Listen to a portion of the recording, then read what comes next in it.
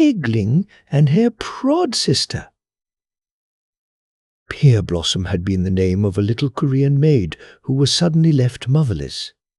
When her father, Kang Wha, who was a magistrate high in office, married again, he took for his wife a proud widow whose daughter, born to Kang Wha, was named Violet. Mother and daughter hated housework and made Pear Blossom clean the rice, cook the food, and attend to the fire in the kitchen.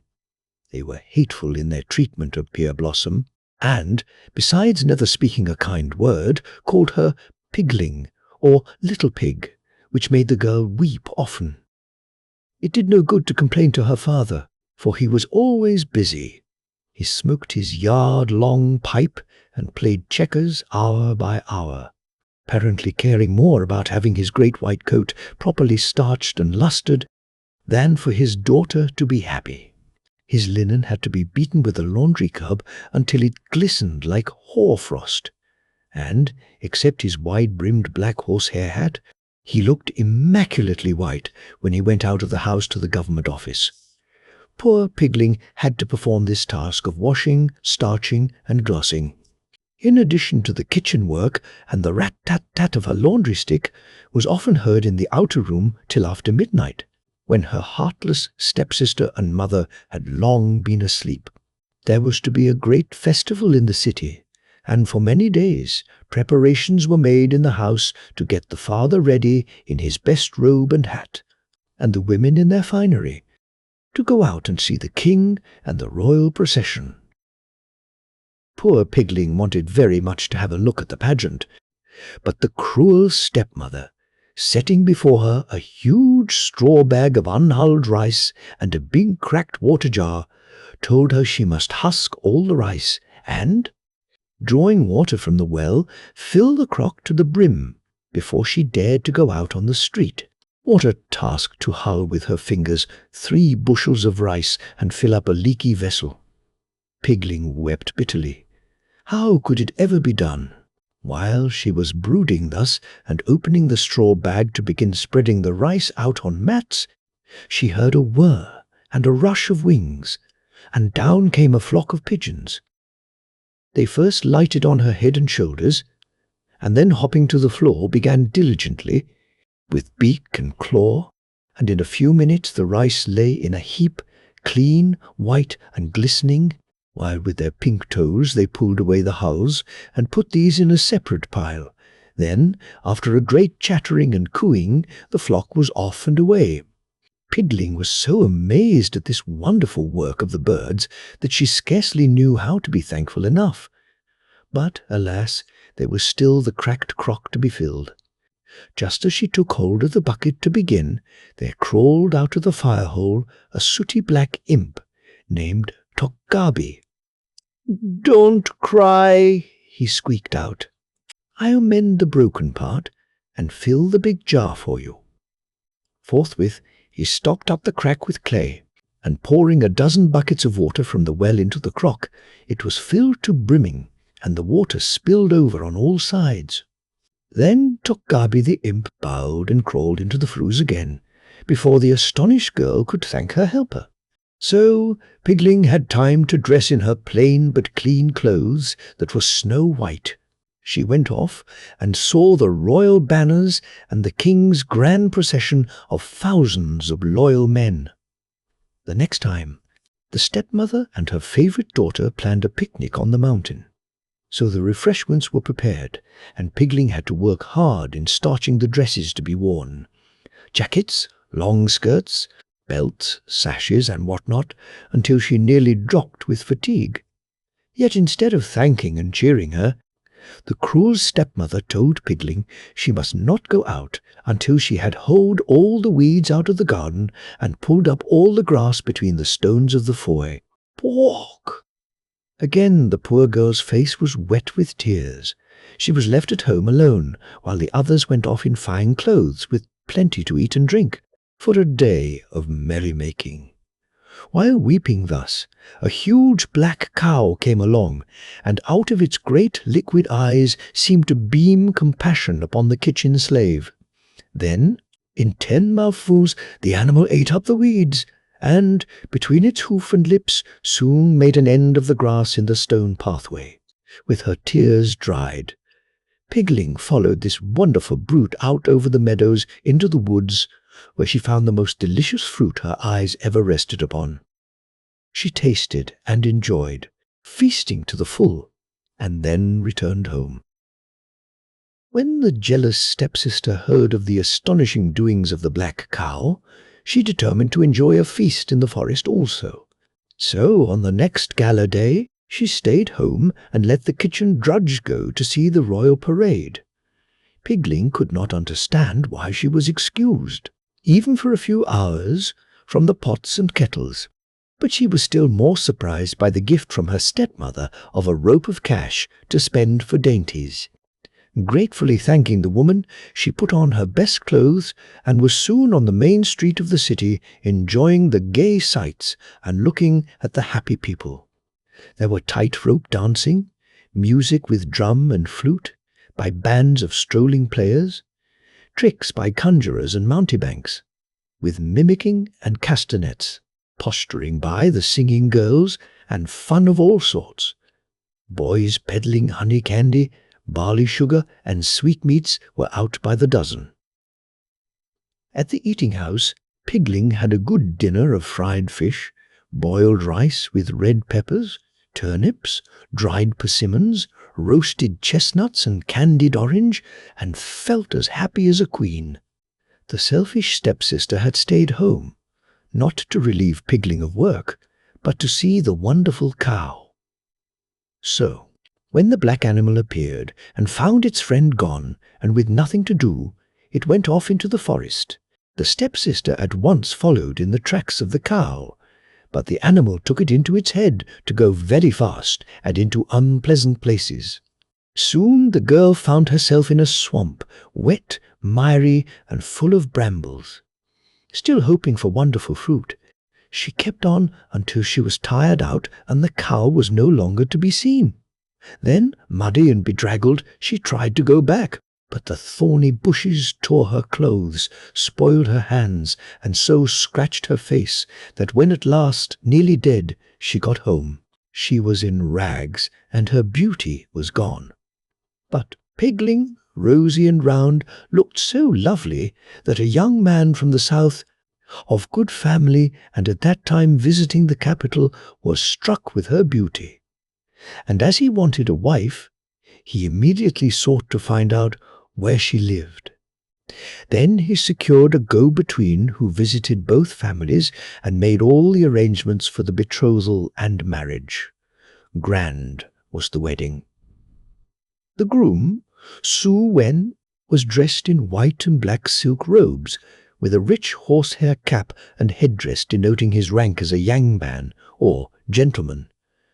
On his breast, crossed by a silver-studded girdle, was a golden square embroidered with flying cranes rising above the waves, the symbols of civil office.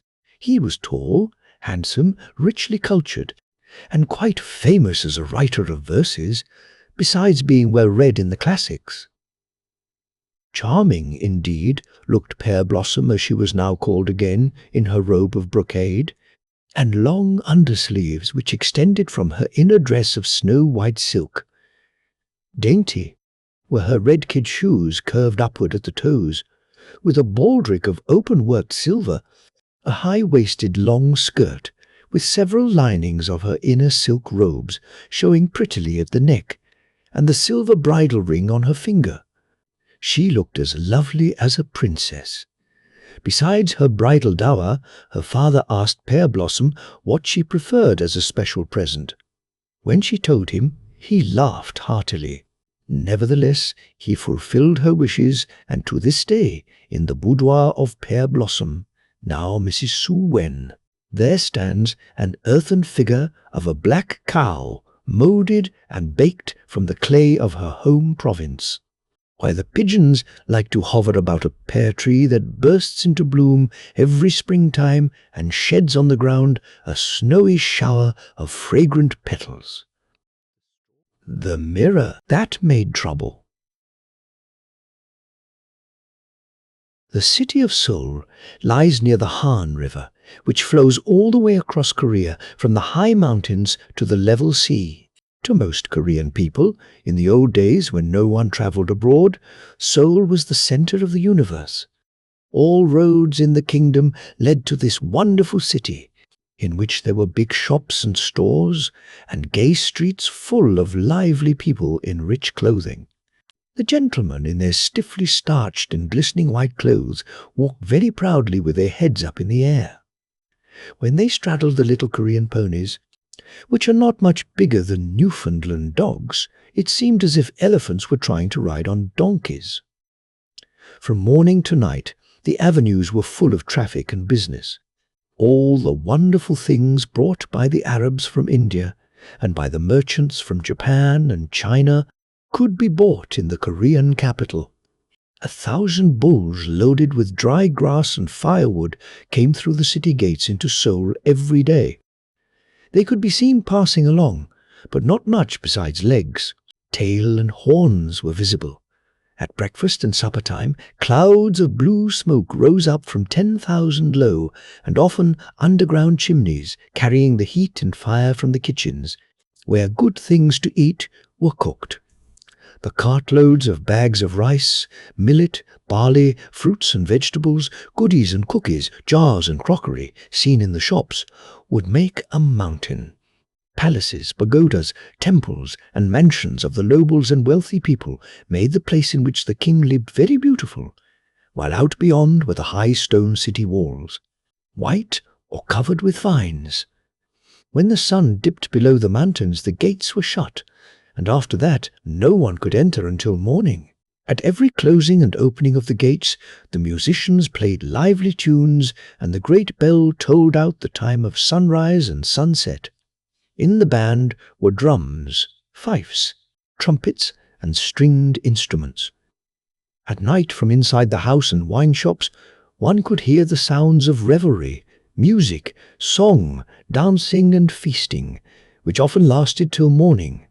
Out on the great South Mountain, a mighty fire burned, and the flames shot high up in the air. This was the welcome message that all was peaceful throughout the whole kingdom. On hilltop and mountain, from the snowy peaks of the ever-white mountain to the islands out in the southern sea, and from the east to the west coast, these signal fires blaze. Flame answering flame made a telegraph announcing that all was well. But at 9 o'clock, Seoul outdoors was a woman's city. All boys and men must be off the streets.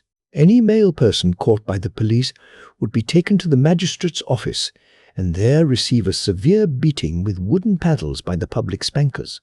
Then the women and grown-up girls, old and young, went outdoors, breathed the air, took their walks, made their visits, and had a delightful time with play and chat and gossip. But by midnight everyone must be indoors. It was no wonder then that in the country the farmers and the village folk thought that Seoul, the capital, was the most splendid city on earth. If they ever heard of London and Paris and New York, they supposed that these places on the map were only villages. How was it possible that any city could equal or surpass Seoul? Why, the very idea was nonsense. In every hamlet, even the children hoped some day to see the city. Often they dreamed of riding through the air on a dragon's back in order to get there. It was thought that anything which a mortal man, or even the insatiable Tokgabi should require, could be bought in Seoul. Now, in a village up north, which in English we should call Cucumberville, lived a miller, Mr. Kim, and his wife Cho. The man had worked hard for many years and heaped up piles of iron and brass cash, which he kept hidden under a rafter beneath the roof. He had long intended to see the royal city, and his wife encouraged him, for she wanted a new dress and a comb and a pair of shoes, such as city people wear.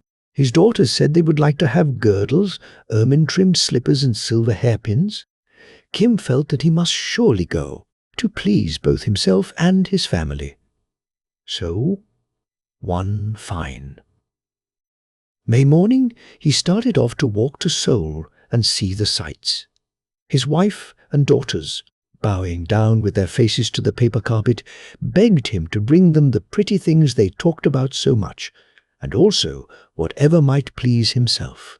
His faithful spouse bade him beware of thieves and robbers, and not to let his money lie around loose in the inns by the way. When in Seoul, he must not go into the wine shops, or to see the dancing girls called gaesang or geisha, or to spend his cash foolishly. There were many wicked men about, and she had heard that beside the polite people, there were boors even in the capital. This she thought must surely be the fact, for there was a proverb that said so.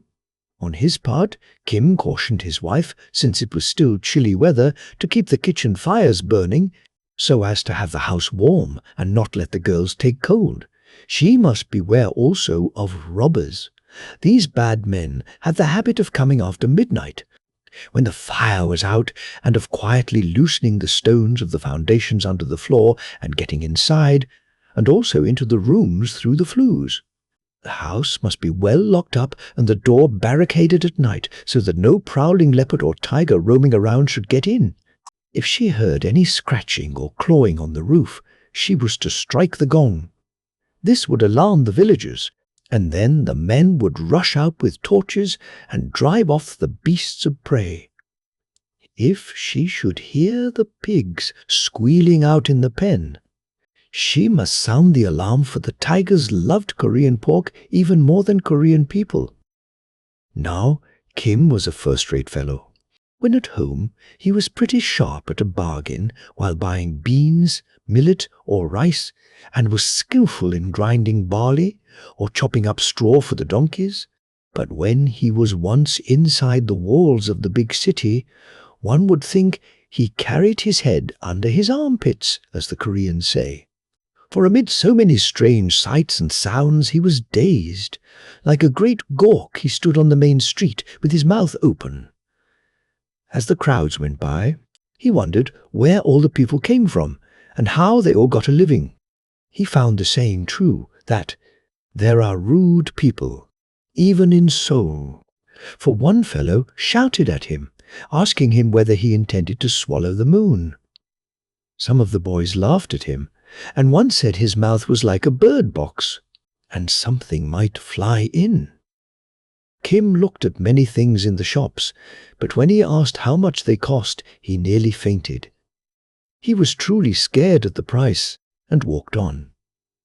However, he bought some pretty things for his wife and daughters, such as a fan, a roll of silk for a dress, a box of hairpins, some amber beads, and a silver ring, so that when his oldest daughter, who was soon to marry, became a bride, she would have everything ready.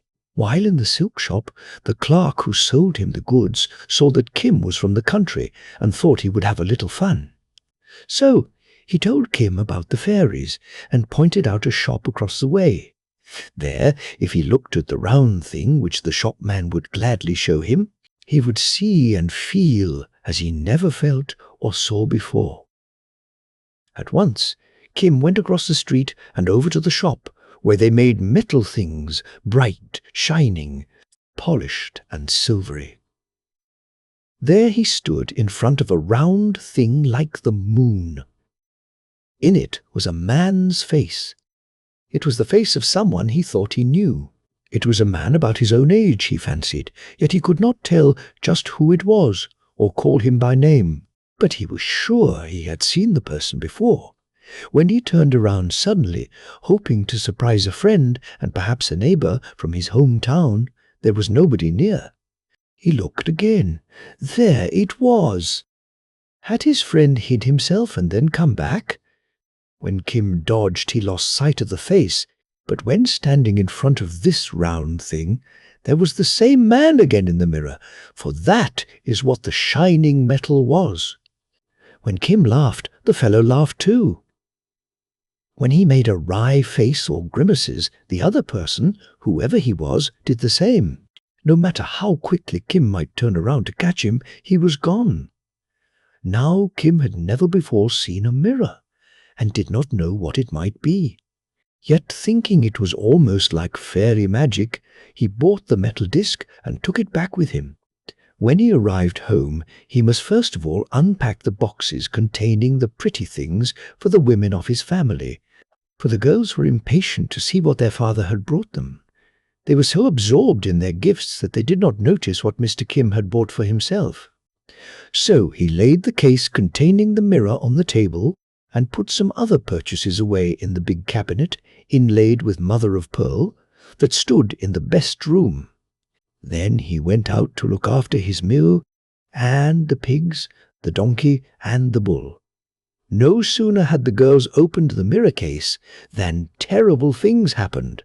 The mother, who was behind the daughter, saw the face of a young woman, and was startled at beholding a stranger, as she thought, in her house. Instantly she broke out in a fit of jealous passion. "Your father has brought home another woman," a gay sang, "from Seoul to take my place. What does he mean?"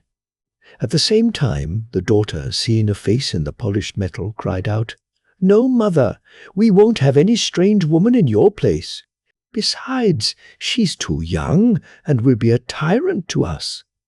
Hearing the loud voices and crying, the grandmother hobbled in and asked what was the matter. "Look, see for yourself. What our daddy has brought home to us to make us miserable." Seeing the mirror, Granny looked into it for a moment. Then she too burst into a passion and cried out, "I won't have this old woman in our house. It's enough for my son to support me and his family." Oh, why did he go to Seoul? By this time there was such a racket with 4 women, young, middle-aged and old, crying so lustily that each one quickly used up 3 paper handkerchiefs apiece before they could dry their tears, while still crying out, "Ugo! Ugo!" Very loudly grandfather came in, shaking his stick and ordering them to be quiet. Then, looking at their streaming faces and dropping tears, he demanded to know the cause of the trouble. "See for yourself," said his wife. Then she handed him the metal troublemaker, such as had never before been seen in the village. At once the old man turned almost purple with rage. "What?" cried he in his cracked voice. "Is my son so unfilial as to bring another old man into the house? How can he support 2 fathers? Where will he get the kimchi and millet for the old fellow to eat?" Then he threw the mirror into its box and slammed down the lid tight. All this time, while jealousy was eating up these angry people and threatening to disrupt the family, the noise increased so greatly that the husband left his pigs and his mill and rushed in to see what was the matter. At once his wife, who was a very strong woman, flew at him, and seizing his topknot, pulled him and dragged him over the floor and outdoors, and along into the street, never stopping, till she reached the house of the judge to tell her troubles. There she made out a terrible story. Once in the presence of the great man, who wore a mighty hat and had a string of amber beads hung over his ear, she told the story of what her husband had brought from Seoul to destroy the peace of his family. Surely he meant to go back to the capital and have a young wife. In her anger, her tongue never stopped a moment. She charged her husband with all the crimes known in the codes. Yet all that she could prove against him was that he had brought something round, made of metal, into the house. She assured the judge that it was as full of evil magic as Toggabi and all his imps. Now the other members of the family joined in accusation of the miller. Besides supporting the wife's story, they all declared that it was true in every detail, because the 5 witnesses all agreed in their story. When the flood of talk had subsided somewhat, the judge, who meanwhile had kept on smoking a brass-bowled pipe, the stem of which was a yard long, while the bowl was only as big as a chestnut, asked, "In what form did you say this evil magic came?" At this, the miller's old father produced the box, opened it, and handed the metal mirror to the judge, who had never before seen anything like it. In fact, he had never been out of his district except once when he went to the examinations years before in Seoul. Even then he was so much with his fellow students and so long shut up in his little cell writing out his essays that he saw hardly anything of the city. When he held up the mirror before his eyes, he suddenly became like a demon in his rage and behaved just like the other people in the courtroom. On the face of the round thing which he held in his hand, he saw a man in official robes, such as only men of eminence wear. He had on his head a high round hat, like those which only magistrates ever put on, while on his right ear hung a string of 28 big round amber beads. When he held the mirror down in front of him, he discerned also the embroidered breastpiece and the little silver stalk. That served to hold together the folds of a judge's coat of office, while around his waist was a decorated girdle. All this made him almost choke with anger at the idea that another magistrate should come into the village of Cucumberville to take his place. What should he himself do for a salary? If he lost his position, how would he support his old parents and his 25 poor relations? He saw himself a pauper in his old age. Speechless with rage, there was silence in the courtroom for at least half a minute. Even the women's tongues did not wag. All looked at each other to see what would come next. But the peace lasted no longer than 30 seconds, for the storm broke out again in full force when the jealous wife seized her husband by his topknot to drag him home. She feared that the magistrate was himself so angry and jealous that he might adjourn the court. Just when the hullabaloo was at its height, a messenger rushed into the courtroom to announce that the royal inspector direct from the king was on his travels of observation in the province. Within 5 minutes he would be at the gate of the courthouse. Instantly the jealous wife let go her husband's topknot.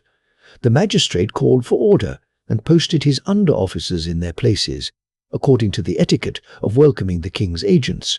Then the magistrate, adjusting his hat and topknot, which had been badly tumbled in his passion, went out to greet his worship, the royal inspector. Salutations over, he waved his hand to his superior to take to the chief seat of honor. As soon as all formalities were over, the high officer inquired into the cause of the troubles and into the merits of the case. The local magistrate put the mirror on a silken cushion and handed both to His Highness the Inspector, saying, "Please, your worship, it is this that has turned us all into devils of jealousy. What is it?" Then this gentleman from the capital, who was every day accustomed to the comforts and conveniences of the great city and the splendor of the palace, explained what a mirror was.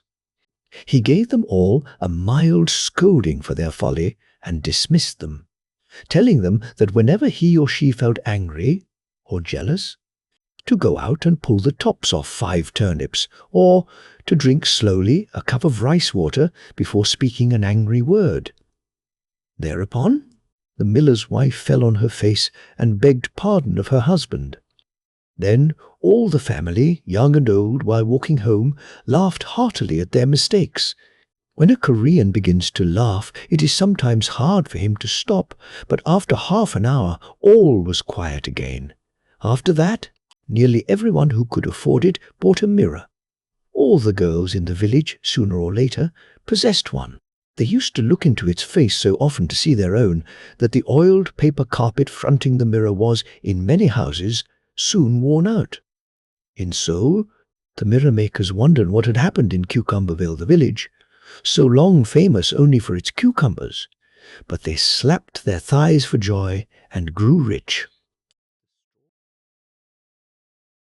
Timber Top. The fairies in the Korean province of Gangwon, which means river meadow, were having great fun, when one of their number told how they played a trick on an ox driver whom they called Old Timber Top. How he got such a strange name this story will tell. This driver was a rich and stingy fellow who had made a fortune in lumber. He used to buy up all the trees he could. Then he would have them cut down and sawed up into logs and boards. His men would haul them away in their rough carts, drawn by stout bulls, to his lumber yard. In winter-time, sleds were used, but whether it was the season of snow and ice, or of tree blossoms and flowers, the animal used to draw sleds or carts was always a bull. For in Korea, horses or donkeys do not know how to pull anything. The ponies and donkeys are too small. Not being used to the work, if harnessed, they would kick the wagon all to pieces. They can carry loads on their backs, but the bulls can do this also. So the creature with horns is considered to be the most valuable of beasts of burden. Besides, he fills the purse and makes good dinners when his owner is through with him. You can see these patient carriers loaded with brushwood or sticks piled so high they seem to be carrying small mountains of twigs, grass, and leaves for kindlings, or with heavy logs of wood for fuel.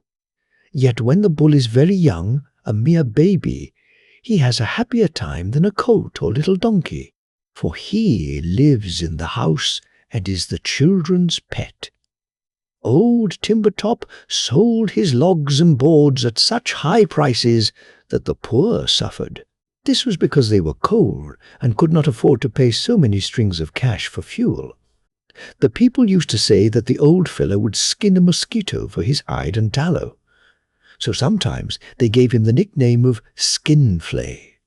Not many of the villagers were able to buy planks of wood thick and heavy and strong enough to keep their pigs from the tigers, which came down from the mountains and prowled about at night in the villages. These long-haired and black-striped beasts got to be so fond of pork that even in the snow they would, without fearing the cold or the guns of the hunters, claw up the tops of the pens and get down among the squealing prey. They might get a baby pig at once, or perhaps drag out and carry off enough of a big pork to feed their cubs for a week.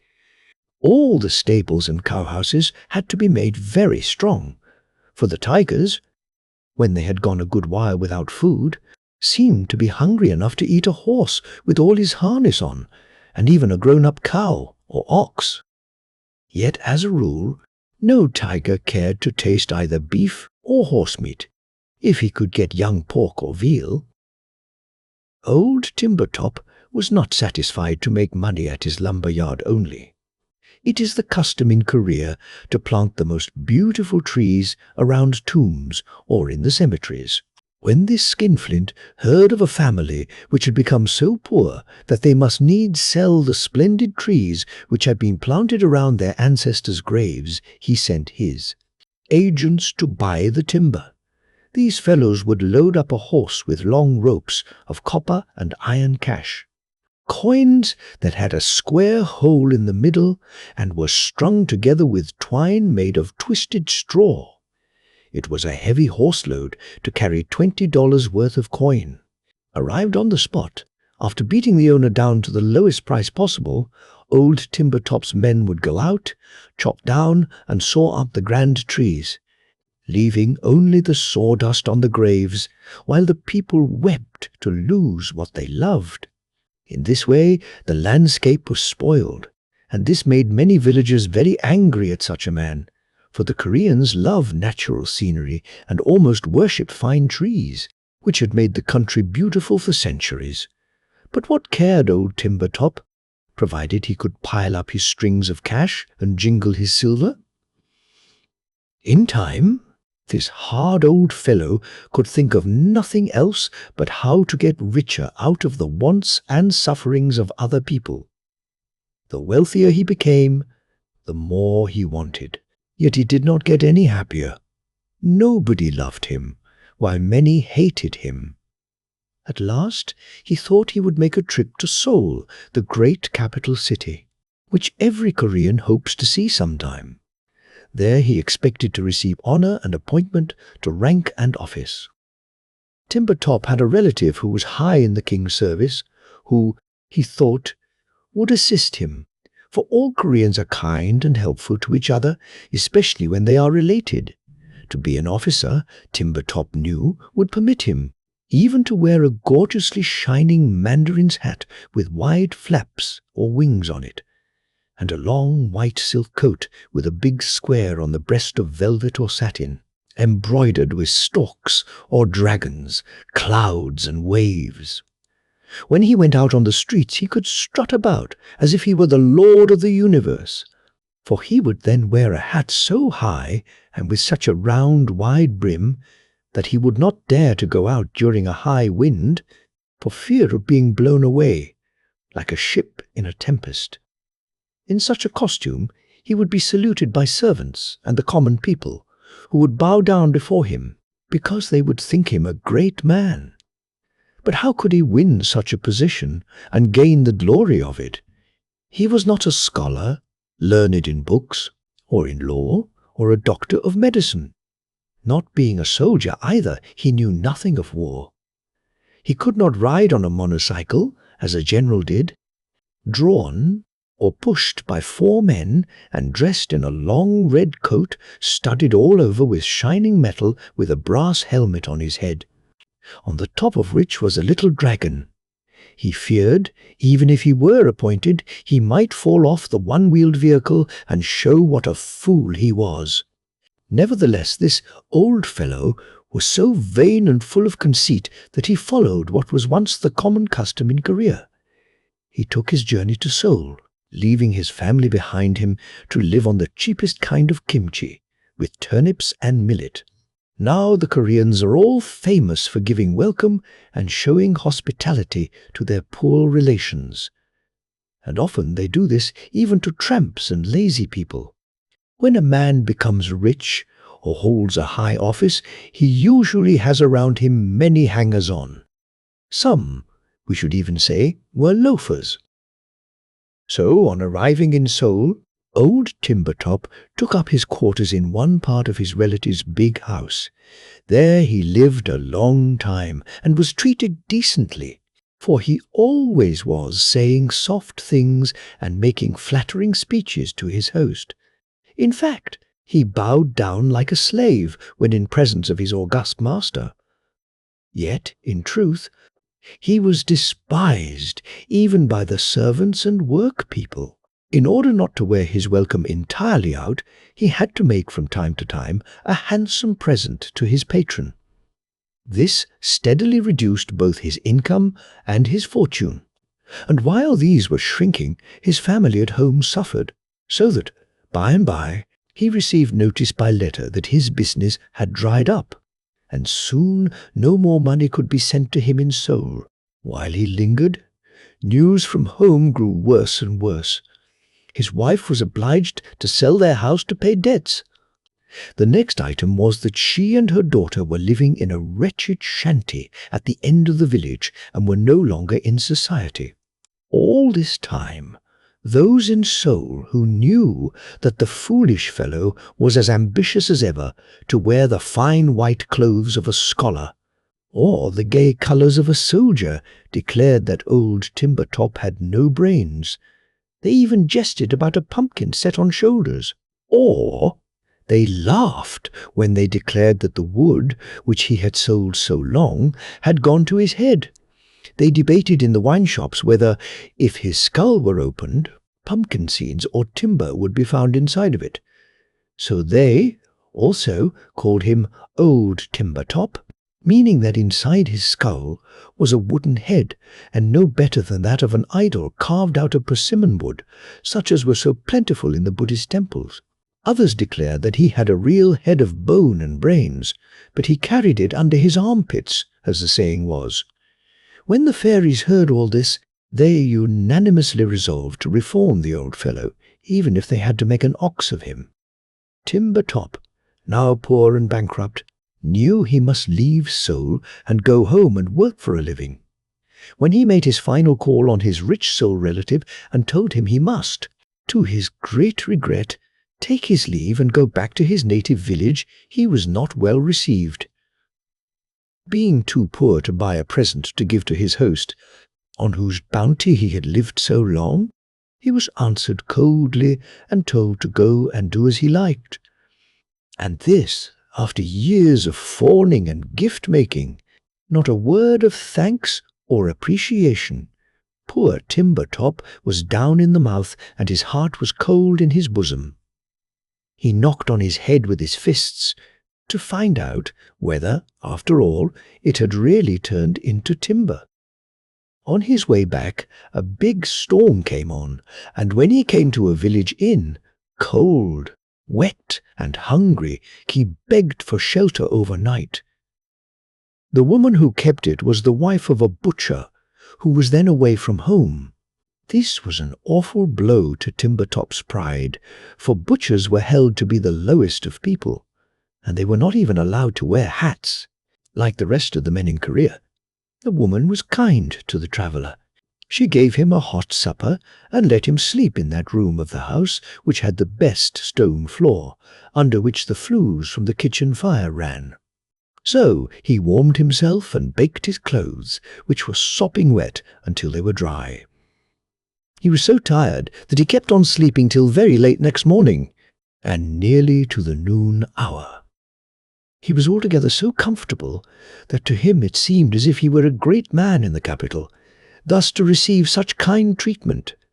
Waking up from one of his naps, he heard what he thought was the big butcher, who had come home, asking of his wife in a gruff tone of voice, "Where is that ox?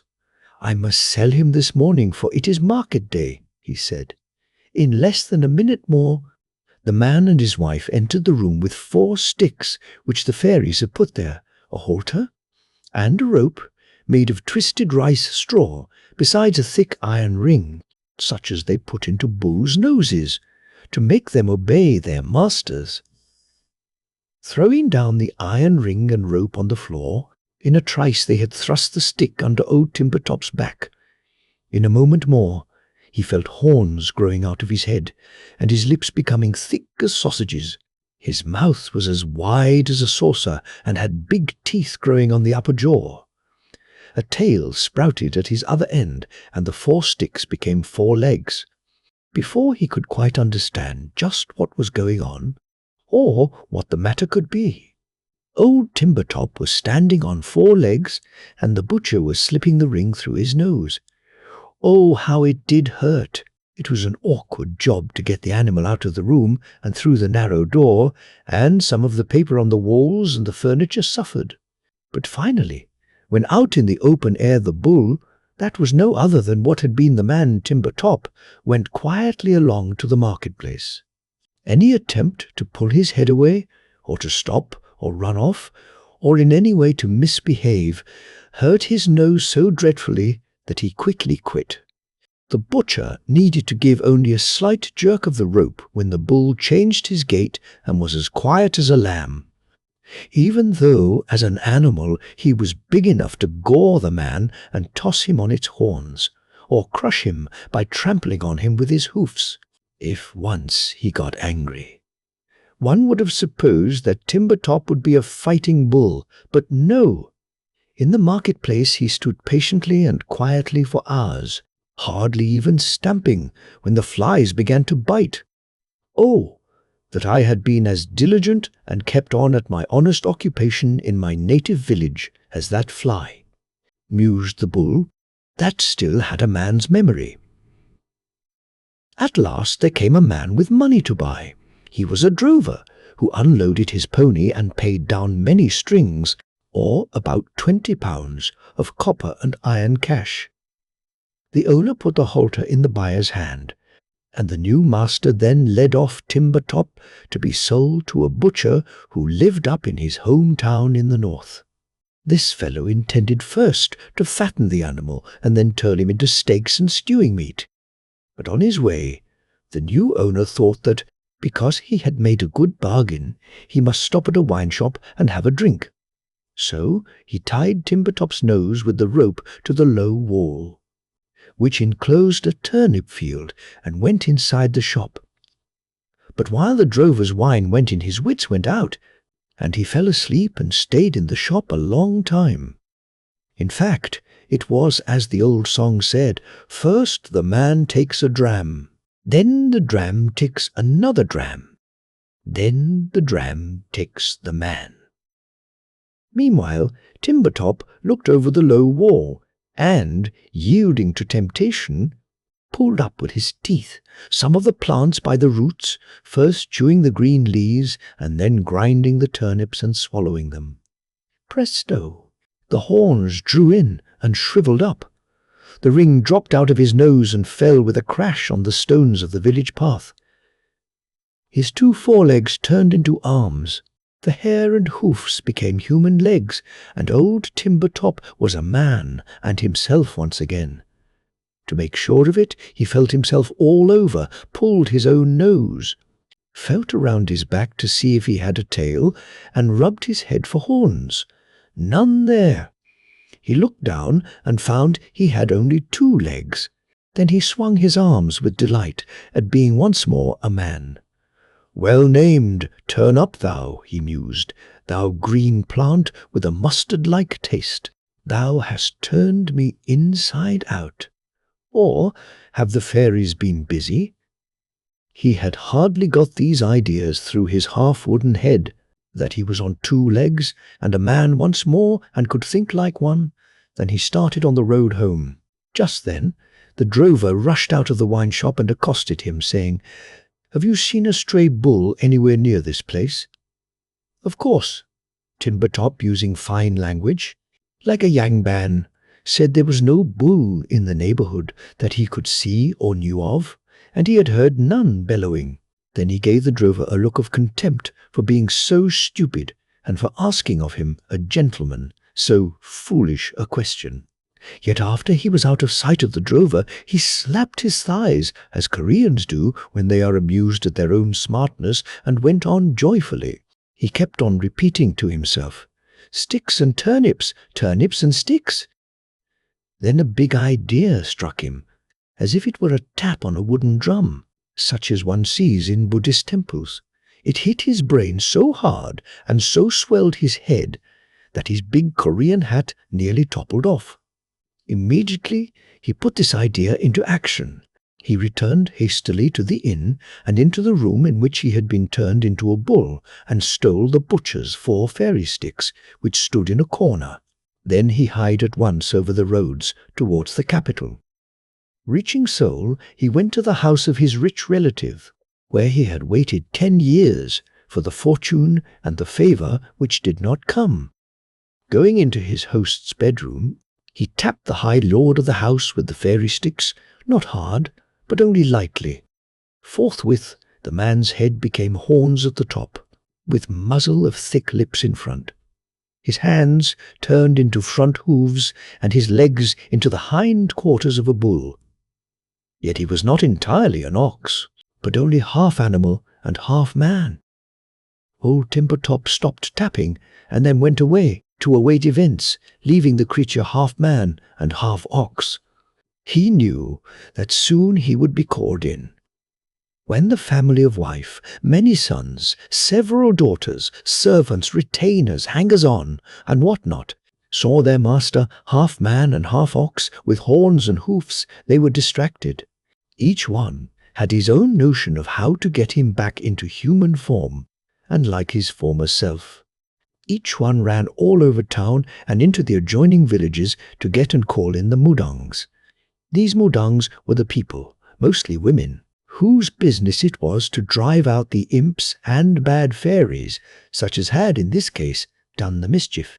The kitchen maids stoutly declared that Tok Gabi had wrought the change upon their master.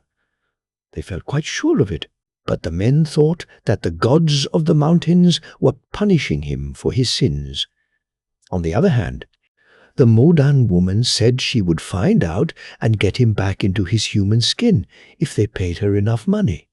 With drums and dancing and songs, screams, yells, and every sort of noise, the mudangs kept up such a terrible racket that it almost deafened the family.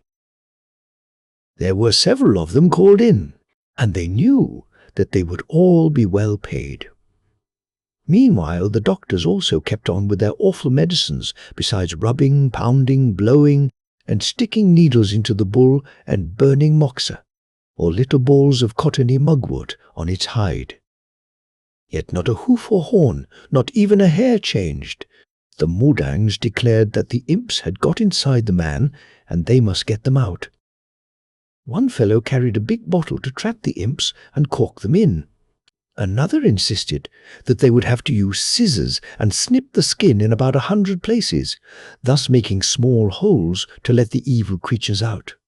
Then they must bottle them up, lest they should get out and overrun the house and infest the whole town. There seemed not so many chances of getting well as one hare among 9 oxen, but the wife pleaded that they would put off using the scissors until all other means had failed. She did not want to see her dear husband's skin made into a colander or sieve if it could be helped.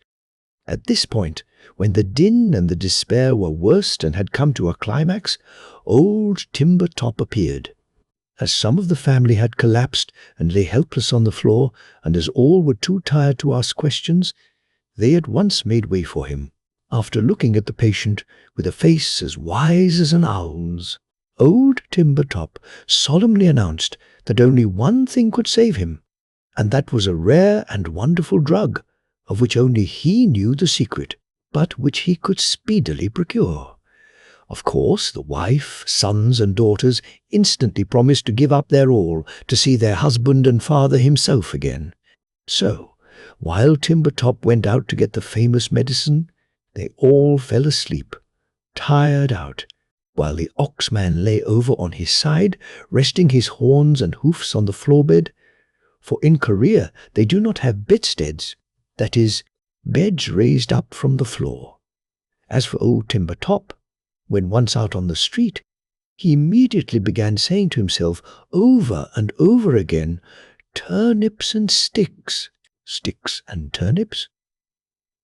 Going to a vegetable shop, he bought a fine large turnip, or turnip radish, of the kind that grows in Korea, silvery white and about 4 feet long. He first peeled, then sliced, and finally pounded it into a sauce very fine. Then, entering the house in triumph, he woke up the doctors, kicked the servants awake, and announced that the potent drug would soon restore their master. He solemnly bade them all watch and see him do it.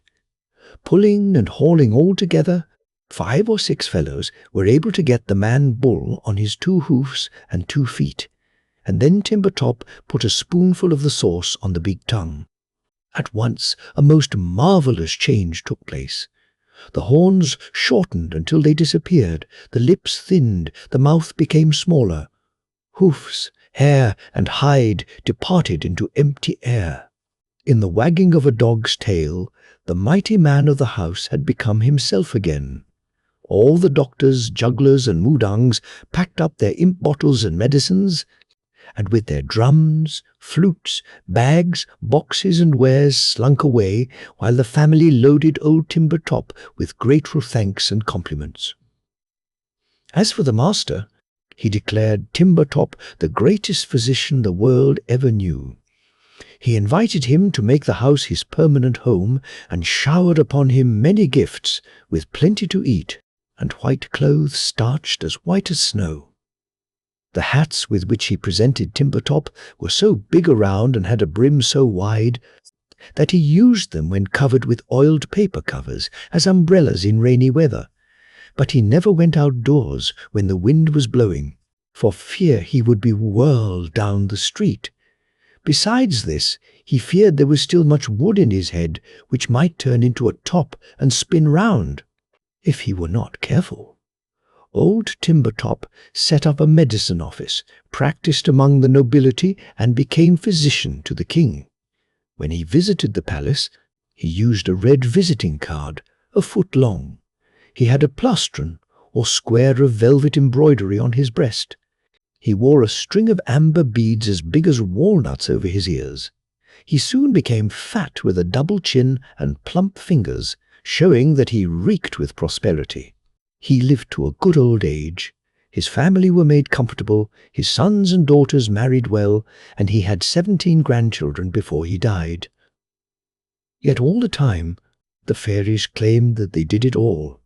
They made the sticks work one way, and the turnips another, and they still play their tricks on the Koreans. especially those with more or less wood in their heads. Sire, one long body and Madame 1,000 feet. In the land of morning radiance, where the family names have only one syllable, such as Kim, Yi, Pil, Wun, Hap, etc., they wear shoes. But these are not made of black leather. The people neither stand up on wooden clogs as in Japan, nor case their feet in straight-soled gaiters, without heels, as in China. The gentlemen put on white socks with tough hide soles, and the ladies don dainty slippers with the pointed toes turned up. Common folks' sandals are made chiefly of straw and twine, and it takes a good deal of cordage to complete a pair. Now there once lived under an old stone below a persimmon tree a fair young creature named Miss 1,000 feet. She wore lead-colored clothes and had so many toes to take care of that anyone who tried to count them soon got tired. So he stopped and called the whole amount 1,000, which was a number as round as herself. She was as proud of each one of her many little feet as a Chinese lady who has only 2 of them. Miss 1,000 feet was very modest, however, and if anyone stepped on her toes or touched her, she curled up first into a ring and then into a ball, so that men, by a pun on her family name, called her a pill millipede, for she belonged to the pill family, one of the most famous in all Korea. Miss 1,000 feet was very happy living under a damp stone in the cool earth, and she played a good deal. But by and by, when she grew up, her parents told her it was time for her to get married. So they looked around to see if any gentleman in the whole creation was worthy of her, not only to make a suitable husband, but also a good match. Now, in another village lived a rich, fat, young and promising male creature named Mr. Longbody of the Wum family. His business was to eat his way through the ground and pile up little curled heaps of mud on the surface, and at this work he was kept very busy. He had to look out for the birds, for they enjoyed eating folks like him. He was so soft and sweet. Constant exercise in moving through the ground kept his body shining, so that altogether, as earthworms go, he was quite handsome and considered a good catch for Miss 1,000 feet. Furthermore, as he had no feet, and she had so many, while his body was long and hers quite short, it was supposed that one would make up where the other lacked, and that both would be happy together as husband and wife. Mr. Longbody, when he heard of the charms of Miss 1,000 feet, was of the same opinion. All his friends were pairing off, the males bringing home their brides to their fathers' houses and setting up housekeeping. As he had come of age, he also determined to marry. So he sent letters and opened the business, according to Korean etiquette, through a go-between, as the lady who arranges marriages is called. This person goes to see each of the 2 families, praising to one the beauty and graces of the promised bride, and to the other the strength and wealth of the future husband. Indeed, she gives both of them a very good character. Finally, the 6 proprieties, or half-dozen rules, had been completed, and the engagement of Mr. Wum and Miss Pill was announced. What a clatter of gossip was at once heard in both villages. No one ever thought that such a handsome fellow as Mr. Longbody, Wum, would ever marry into the Pill family. Some jealous folks hinted that Mr. Longbody, if he took a wife with 1,000 feet, would never be able to pay his shoemaker. On the other hand, so long as his bride would be content with plain twine shoes, all might go well. But for extra occasions, or if his wife were extravagant and wanted ladies' turned-up housefoot gear made of red morocco, such as only the rich folks wear, well, there would be trouble in the household. How could he keep her in shoes? Other persons, however, who knew that the Peels were famous people, wondered how Mr. Wum ever managed to get such a prize as Miss Peel. In the other village, the tongues of the gossips ran on in much the same way. What did she see to admire in that fellow without legs? When the honeymoon would be over and it came to making gentlemen's clothes for her husband, had she any skill with the needle? Could she make a long coat and one trouser leg big enough to fit him? And think of the many days of work necessary to cut and sew the garment, to say nothing of weary hours to be spent in washing, starching, and giving a gloss to such clothes. The idea! Why, she would have to be nothing but a slave. As her husband's sempstress, tailor, and laundress, she would get no rest. Think of washing, starching, and beating to a fine gloss the one-legged trousers, which Mr. Woom would often have to change, for he lived in the dirt. Now Mr. Longbody Wum was so busy with his work of excavating the ground that he had no time to pay attention to the village chatterboxes. Miss Pill, however, couldn't help hearing what the women and others said about her, and especially the talk concerning the terribly hard duties that awaited her if she took a husband. While Mr. Woom kept digging at the tunnel 3 yards long, which he was excavating underground so as to save up and be ready for his wedding, Miss Pill brooded over what the gossips talked about, and over those awfully long coats and one-legged trousers she would be obliged to sit up at nights to make, wash, starch, and gloss. Already she imagined her arms tired in anticipation of starching and beating on the Korean luster, without which no gentleman in the land of morning, calm, ever goes outdoors. If his coat didn't have that fashionable shine which long beating gives, the women would notice it immediately, and pretty soon the men also. Miss Pill's broodings night and day over the matter did not help affairs, and finally wore upon her nerves. She refused to prepare her own trousseau, and despite all her friends told her in praise of Mr. Longbody, she decided to write a letter to him, telling him that on account of his long trunk without limbs, and the great labor necessary to make him proper clothing, and of starching and glossing it, to say nothing of keeping it in order, she felt unable to hold to the marriage engagement and must break it off. But before she had dropped the water on the inkstone and begun to rub up the ink, or taken brush pen and paper in hand, Mr. Longbody had got wind of her complaining, and it worried him. Why should he marry one who didn't want him? Then, as he thought it over, being a very thrifty and economical bachelor, he began to doubt whether he could buy shoes enough to fit all the feet of his betrothed. He had not looked on her face or figure yet. Indeed, it was hardly Korean etiquette that he should, openly at least. So far, he had not seen her tiny feet to count them up, but he suspected that, since she belonged to the Piu family, she must have 1,000 feet according to her reputation. When he came to calculate what it would cost him, even in cheap twine sandals, he was startled. When he figured out what ladies turned-up kids would come to, he was so alarmed that he nearly fainted.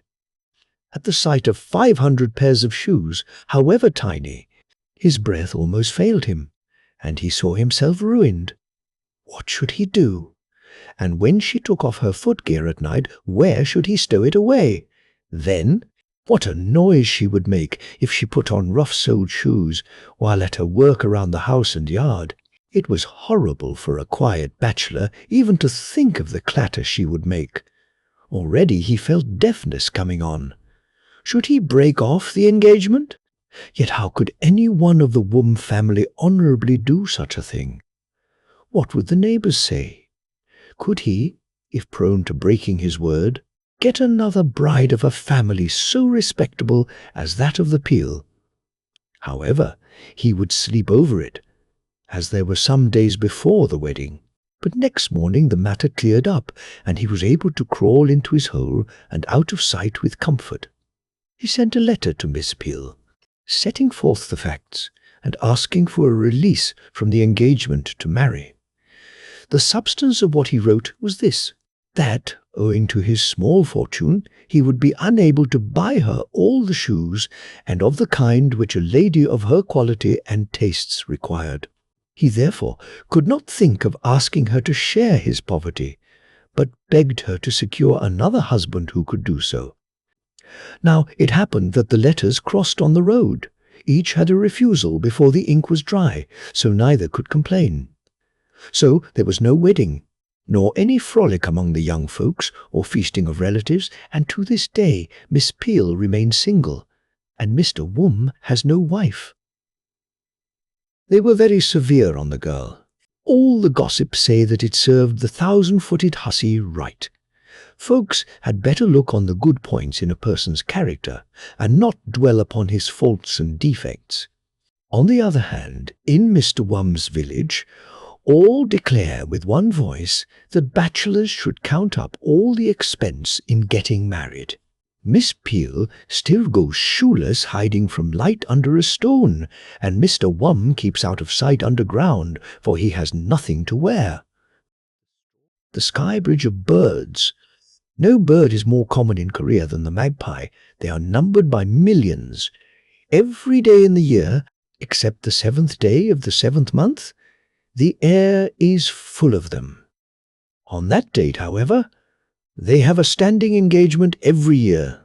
They are all expected to be away from streets and houses, for every well-bred magpie is then far up in the sky, building a bridge across the river of stars, called the Milky Way. With their wings for the cables and their heads to form the floor of the bridge, they make a pathway for lovers on either side of the silver stream.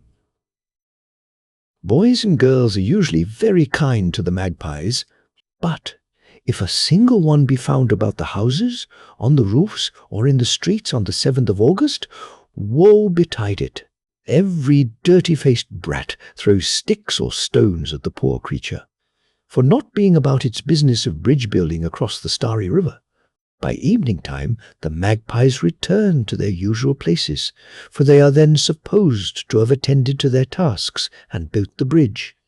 To prove beyond a doubt that the bridge was made and walked over, you have only to look at the bare heads of the magpies at this time.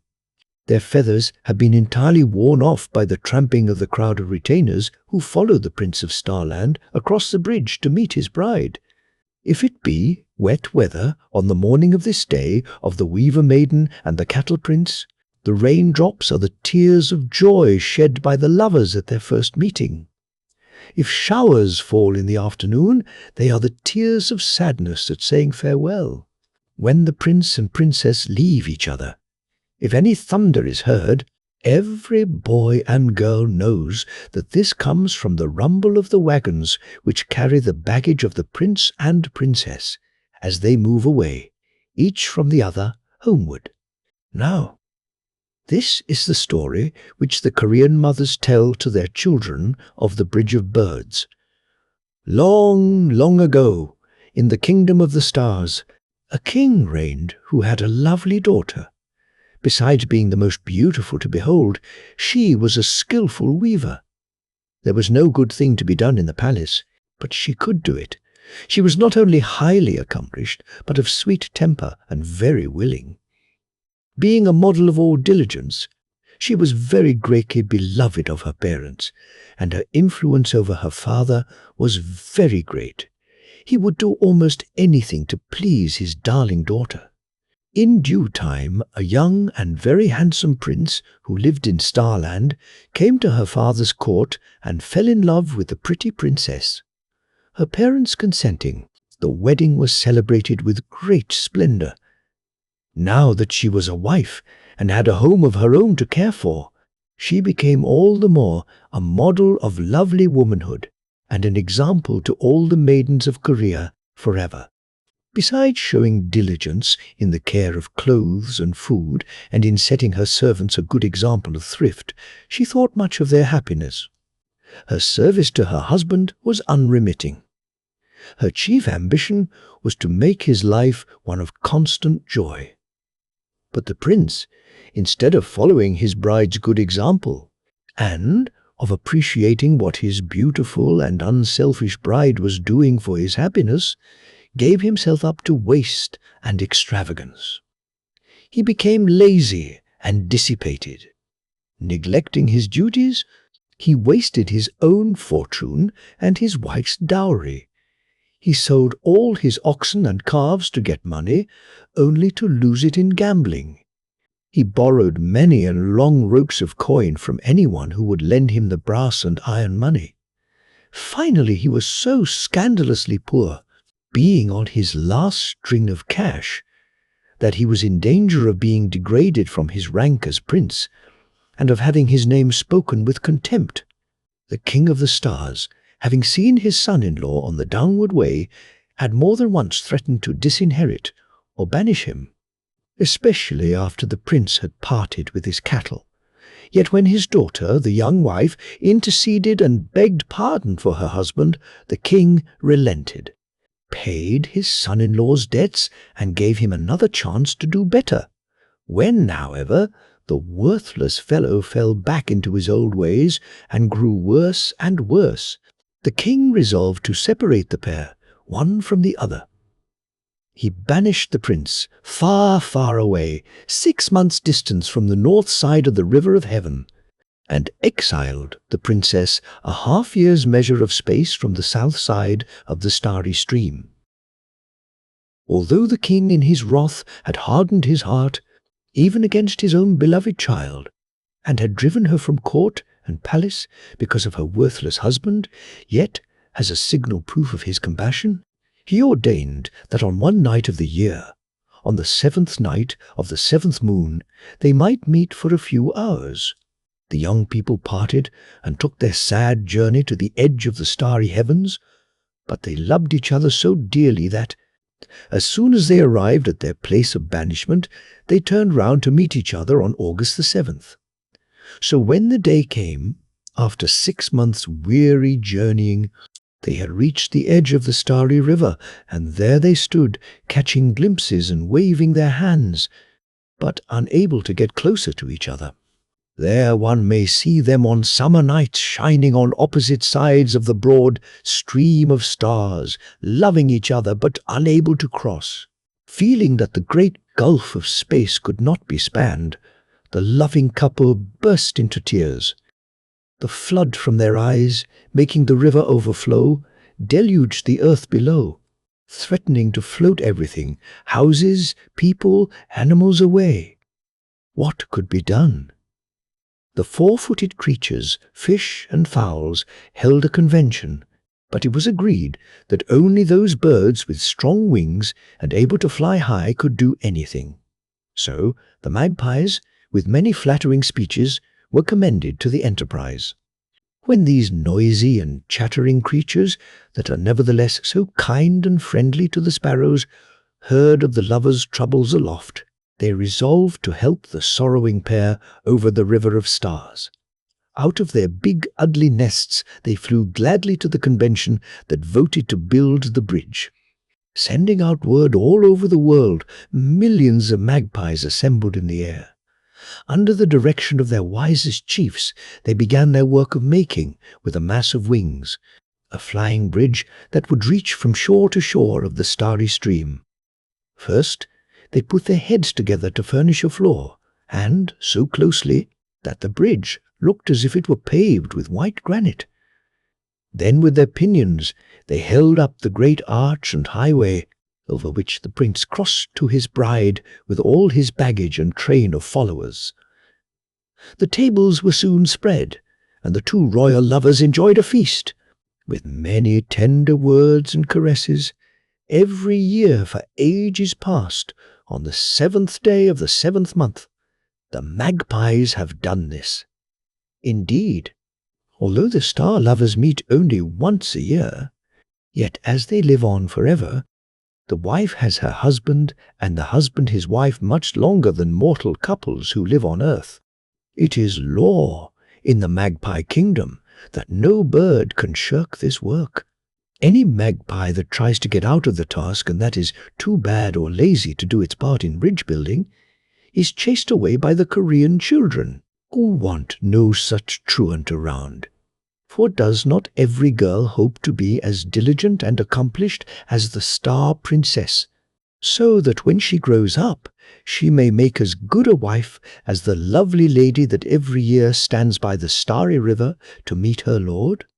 As for the boys, it is hoped that they will become as faithful husbands as the penitent bridegroom who every year on the night of August the 7th awaits his bride on the shining shore of the River of Stars. Longka, the Dancing Girl. After the islanders in the Eastern Ocean had found out how rich Korea was, they were not satisfied with their own land. They seemed to have eyes like dragonflies that wanted everything they saw. They kept on borrowing until they got many of the plants and animals which they now possess, which, as everybody knows, came from the land of morning glory. Even the Nico, or Korean cat, was carried over to the islands, though in some way it lost its tail on the voyage, or else had it bobbed. This is the reason why poor Pussy in these islands seems to carry around with her something like a corkscrew instead of a tail. Moreover, when the Korean puss, that had so long been accustomed to scrambling over the roofs and back alleys at home, was introduced into the islands, it was thought to be a wild animal, and for a long time was treated as a fox or badger would be. However, because it kept down the rats and the mice, this bob-tailed puss was highly valued. Yet not content with borrowing so many things, the greedy islemen thought they might as well have all Korea and everything in it, and then go further and overrun China. So they sent a great army in a mighty fleet of ships to invade the Koreans' country. They took horses with them, but as their soldiers were fed chiefly on rice, swordfish, and pickles, they did not need any wagons. They had only oxen to draw their carts, for they had never trained horses to pull anything, but only to be pack and saddle animals. This army of islanders marched to the capital, in which were palaces and pagodas. Then they sent one of their armies along the seafront and another along the west coast. They expected to march into China, but two things happened to prevent this. After they had wasted and tarried in the country for 5 years, they gave it up and were sent home flying. From the north, a Chinese army came to the help of the Koreans and drove the Islemen to the coast. But when they got there, they found their ships were gone. A clever Korean admiral had invented an ironclad ship that rammed and sunk their war junks.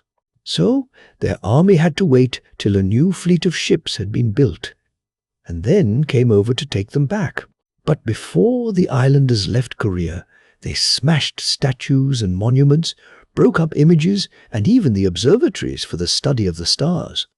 They took marble pagodas apart to load on their ships and carry away. They enticed, or forced to go with them, hundreds of the Korean potters, artists, and craftsmen. For by this time, the islanders had given up living in huts of straw and roving about like Arabs or gypsies. They had cities with paved streets, like as in Korea, though they had none of the beautiful marble pagodas and images and temples, for everything was of wood, while thousands of large buildings and images in Korea were of stone, chiseled into beautiful forms. Now in Korea there were some beautiful daughters of the land and many noblemen and men of courage, who determined not to be carried away from their dearly beloved country. Of this, in southern Korea, the Rock of the Fallen Flower is to this day the witness. Over 300 years ago, when the terrible fighting dwarfs, as the Koreans called their enemies, came, they encamped in a town where lived a beautiful dancing girl named Longka. Being a ji-sung, geisha, or accomplished young lady, she could sing beautifully. The islanders took this lovely damsel prisoner and made her a waitress in the general's tent. One night, a great banquet was given in a famous pleasure hall named the Cliff House, because it was built on the high bank overlooking a deep river. All the chief captains were invited, and the large room was illuminated with 1,000 wax lights. These were tall and square candles, molded into a beautiful shape, and each one was painted and decorated with figures of flowers, birds, and pet animals. Very odd and ornamental is a Korean candle. Oh, how charming was the dancer, and what a beautiful sight to behold was her graceful posing. For Korean dances tell stories of birds and flowers, of summer, and of lovely snow-covered landscapes in winter, of a boat in a storm, of a tiger in a trap, of a brave soldier in battle, or a sad lady in the palace, or of the fairy tales of the Western Queen Mother and many others. Those who watch the dance and know the manners and customs, the dancer's gestures and poses, the motions of her fan and sleeves, besides the games of the children, the sports of the people, the harvest songs and the fun at the festivals, can read, because they see, the story of each told in most graceful motions.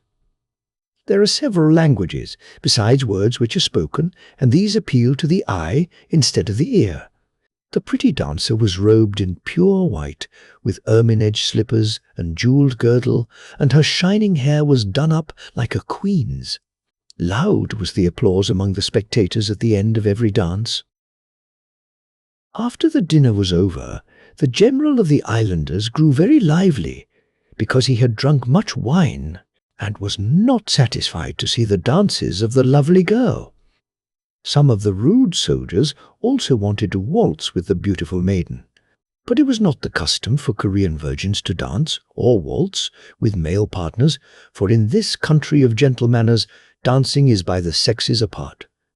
Yet the rough islanders insisted and forced her so hard that she felt that both her own modesty and her country were outraged.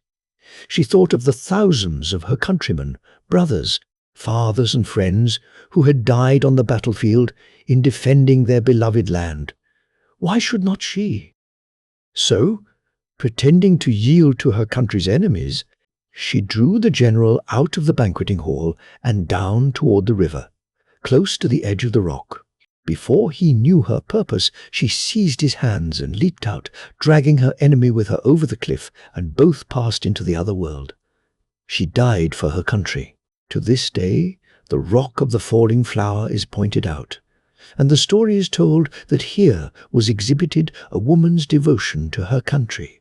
Around this rock, poets have entwined their verses, while romantic associations cluster like the azalea flowers that cover the hills of Korea with a riot of color, making their land seem to the natives the most beautiful on earth. Off in a valley, among very stony mountains, lived an old farmer named Pak Wee and his wife. His land was poor, and he had to toil from sunrise to sunset, and often in the night, when the moon was shining, to get food. No child had ever come to his home, and he was in too great straits of poverty to adopt a son. So he took his amusement in fishing in the pond higher up on the hills that fed the stream which watered his millet and rice fields. Being very skillful, he often caught a good string of fish, and these he sold in the village nearby to get for himself and his wife the few comforts they needed. Thus the old couple kept themselves happy, despite their cheerless life, though they often wondered what would become of them when they got too old to work. But one summer, Pak noticed that there were fewer fish in the pond, and that every day they seemed to be less in number. Where he used to catch a stringful in an hour, he could hardly get half that many during a whole day. What was the matter? Was he getting less skillful? Was the bait poor? Not at all. His worms were as fat, his hooks and lines in as good order, and his eyesight was as keen as ever. When Pak noticed also that the water was getting shallower, he was startled. Could it be that the pond was drying up? Things grew worse, day by day, until at last there were no fish. Where once sparkled the wavelets of a pond was now an arid waste of earth and stones, over which trickled hardly more than a narrow rill which he could jump over. No fish and no pond meant no water for his rice fields. In horror at the idea of starving, or having to move away from his old home and become a pauper, Pak looked down from what had been the banks of the pond to find the cause of all this trouble. There in the mud, among the pebbles, he saw a bullfrog, nearly as big as an elephant, blinking at him with its huge round eyes. In a rage, the farmer Pak burst out, charging the frog with cruelty in eating up all the fish and drinking up all the water, threatening starvation to man and wife. Then Pak proceeded to curse the whole line of the frog's ancestors and relatives, especially in the female line, for 8 generations back, as Koreans usually do. But instead of being sorry, or showing any anger at such a scolding, the bullfrog only blinked and bowed, saying, "Don't worry, Farmer Pak, you'll be glad of it by and by. Besides, I want to go home with you and live in your house." "What? Occupy my home, you clammy reptile." "No, you won't," said Pak. "Oh, but I have news to tell you, and you won't be sorry, for you see what I can do. Better take me in." Old Pak thought it over. How should he face his wife with such a guest? But then the frog had news to tell, and that might please the old lady, who was fond of gossip. Since her husband was not very talkative, she might be willing to harbour so strange a guest. So they started down the valley. Pak shuffled along as fast as his old shins could move, but the bullfrog covered the distance in a few leaps, for his hind legs were 3 feet long. Arrived at his door, Mrs. Pak was horrified at the prospect of boarding such a guest, but when her husband told her that Froggy knew all about everybody and could chat interestingly by the hour, she changed her manner and bade him welcome. Indeed, she so warmed in friendliness that she gave him one of her best rooms. All the leaves, grass and brushwood that had been gathered in the woodshed to supply the kitchen fire and house flues was carried into the room. There it was doused with tubs of water to make a nice soft place, such as bullfrogs like. After this he was fed all the worms he wanted. Then, after his dinner and a nap, Mrs. Pak and Mr. Pak donned their best clothes and went in to make a formal call on their guest. Mr. Ede, Bullfrog, was so affable and charming in conversation, besides telling so many good stories and serving up so many dainty bits of gossip, that Mrs. Pak was delighted beyond expression. Indeed, she felt almost like adopting Froggy as her son. The night passed quietly away, but when the first rays of light appeared, Froggy was out on the porch singing a most melodious tune to the rising sun. When Mr. and Mrs. Pak rose up to greet their guest and to hear his song, they were amazed to find that the music was bringing them blessings. Everything they had wished for during their whole lives seemed now at hand, with more undreamed of coming in troops. In the yard stood oxen, donkeys and horses loaded with every kind of box, bale and bundle waiting to be unloaded, and more were coming. Stout men porters appeared and began to unpack, while troops of lovely girls in shining white took from the men's hands beautiful things made of jade, gold and silver. There were fine clothes and hats for Mr. Pak, jade-tipped hairpins, tortoise-shell and ivory combs, silk gowns, embroidered and jewelled girdles, and every sort of frocks and woman's garments for Mrs. Pak, besides inlaid cabinets, clothes racks and wardrobes. Above all was a polished metal mirror that looked like the full autumn moon, over which Mrs. Pak was now tempted to spend every minute of her time. 4 or 5 of the prettiest maidens they had ever seen in all their lives danced, sang, and played sweetest music. The unpacking of boxes, bales, and bundles continued, Tables of jade and finest sandalwood were spread with the richest foods and wines. Soon, under the skillful hands of carpenters and decorators, instead of oiled paper on the floors, covering old bricks and broken flat stone set over the flues, and smoky rafters and mud walls poorly papered, there rose a new house. It had elegant wide halls, and large rooms with partitions made of choicest joiner work. It was furnished with growing flowers, game boards for chess, and had everything in it like a palace. As for the riches of the larder, and the good things to eat daily laid on the table, no pen but a Korean's can tell of them all. In the new storehouse were piles of dried fish, edible seaweed, bags of rice, bins of millet, tubs of kimchi made of various sorts, of the pepper hash and Korean hot pickle in which the natives delight, to say nothing of peaches, pears, persimmons, chestnuts, honey, barley, sugar, candy, cake and pastry, all arranged in high piles and in gay colours. The old couple seemed able to eat and enjoy twice as big dinners as formerly, for all the while the adopted bullfrog was very entertaining. Mr. and Mrs. Puck laughed continually, declaring they had never heard such good stories as he told. The good wife was, however, quite equal to her guest in retailing gossip. One of her favourite subjects, of which she never tired, was the beauty and charm of Miss Peach.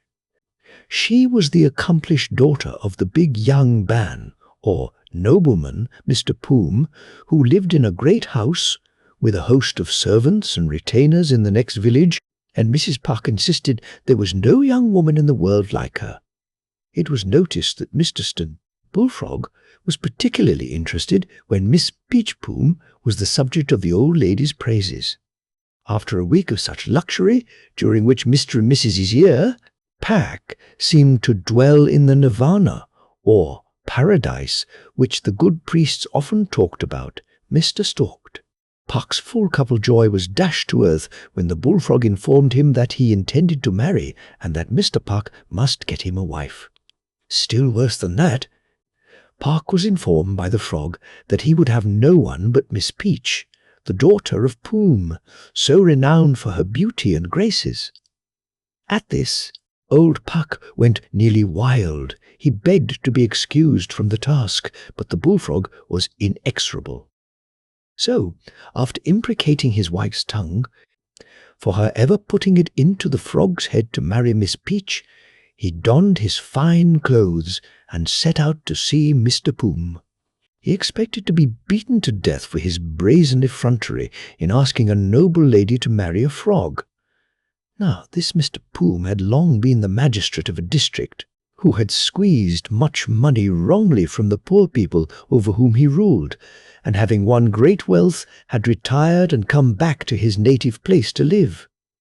This man had 2 daughters married, but the third, the youngest and most beautiful, Miss Peach, was now 18 years old. Arriving at the Poom's grand mansion, Mr. C. For his, Puck told of the suitor's wealth, power and fame, high position and promise, and how he had made the old couple happy. Old Poom had pricked up his ears from the first mention of riches and power, and became highly interested as Puck went on sounding the praises of his prospective son-in-law. "And what is his name?" asked Mr. Poom. Here Puck was in a quandary. He knew that the frog family was the oldest and most numerous in the world, and was famous for fine voices. He fell into a brown study for a few minutes. Then, looking up, he declared that he had so long thought of the suitor's graces and accomplishments that he had forgotten his name and could not then recall it. So, Mr. Poom, in order to help Puck out, ran over the list of famous families in Korea, reciting the names of the Kims, Sims, Mins, the Hos, Chos, Kos, Kwongs and Hongs, etc., etc. For Mr. Poom was an authority on the Korean peerage. "It is none of these," said Puck. "I deeply regret that I cannot recall the name." "Strange," said Mr. Poom. "I have named all the families of any standing in the kingdom. What is his office or rank, and where do his relations live?" Puck was pressed so hard by Mr. Cold Poom's searching questions that at last he had to confess that the suitor for the beautiful maiden was not a man, but a frog. "What? Do you want me to marry my daughter to a pond croaker? You shall suffer for thus insulting me in my own house. Slaves, bring the cross bench and give this wretch 20 blows." Forthwith, while 4 men brought out the whipping bench, 3 others seized poor Puck, stripped off his coat, and bound him with feet and arms stretched out to the bench. Then a tall, stalwart fellow raised the huge paddle of wood to let fall with all his might on the bare flesh of the old man. But all this while the sky was darkening, and, before the first blow was given, the lightning flashed, the thunder rolled, and floods of rain fell that threatened to overwhelm house, garden, and all in a deluge. The hail, which began to pelt the cattle, was first the size of an egg, and then of stones, like cannonballs. "Hold!" cried the frightened Mr. Poom. "I'll wait and ask further." Thereupon the lightning and thunder ceased, the sun burst out in splendor. Mightily impressed by this, Mr. Poom at last agreed to let his daughter become the bride of the frog, not telling her who her husband was to be. Within an hour, while she was getting ready, a string of fine horses and donkeys with palanquins loaded with presents for the bride and her family appeared. Besides boxes of silk dresses and perfumes, headgear and articles for a lady's boudoir, there were troops of maidens to wait on the bride. Arraying Miss Peach in the loveliest of robes, they also dressed her hair until, what with satin puffs and frame, jade-tipped silver hairpins, rosettes and flowers, her headgear stood over a foot high above her forehead, on which was the bride's red round spot. Then, when the happy maiden had sufficiently admired herself in the metal mirror, and heard the praises of her attendant virgins, she entered the bridal palanquin, a gorgeous mass of splendor.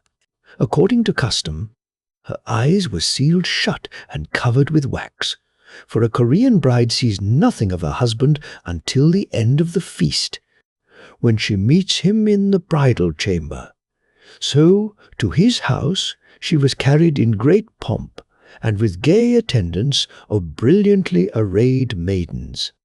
The marriage ceremony and the grand supper were happy affairs for all the guests, even though the bride, according to Korean etiquette, was as if blind, quietly and patiently waiting sightless throughout the whole joyful occasion. The actual ceremony was witnessed only by the foster parents and the bridegroom. When in the bridal chamber, the bride having unsealed her eyes, and her vision being clear, she looked up at the one she had married and found not a man, but a frog. She was furiously angry. She burst out into a protest against having such a bridegroom. Gently and in tenderest tones, the bridegroom attempted first to comfort her. Then, handing her a pair of scissors, he begged her to rip open the skin along his back from shoulder to thigh, for it was very tight, and he was suffering pain from it. In her bitter disappointment at being married to a frog, she seized the scissors and almost viciously began to cut from nape to waist. Her surprise was great to find what seemed to be silk underneath the speckled skin. When she had slit down 2 yards or so, her husband— The frog stood upon his hind legs. He twisted himself about as if in a convulsion, pulled his whole speckled hide hard with his front paws, and then, jumping out of his skin, stood before his bride, a prince. Fair, tall, of superb figure, and gorgeously arrayed, he was the ideal of her dreams. A jewelled baldric bound his waist, embroidery of golden dragons on his shoulders and breast told of his rank, while on his head was the cap of royalty with a sparkling diamond in the centre. Yet no clothes, handsome as they were, could compare in beauty with his glorious manhood. Never had she seen so fair a mortal.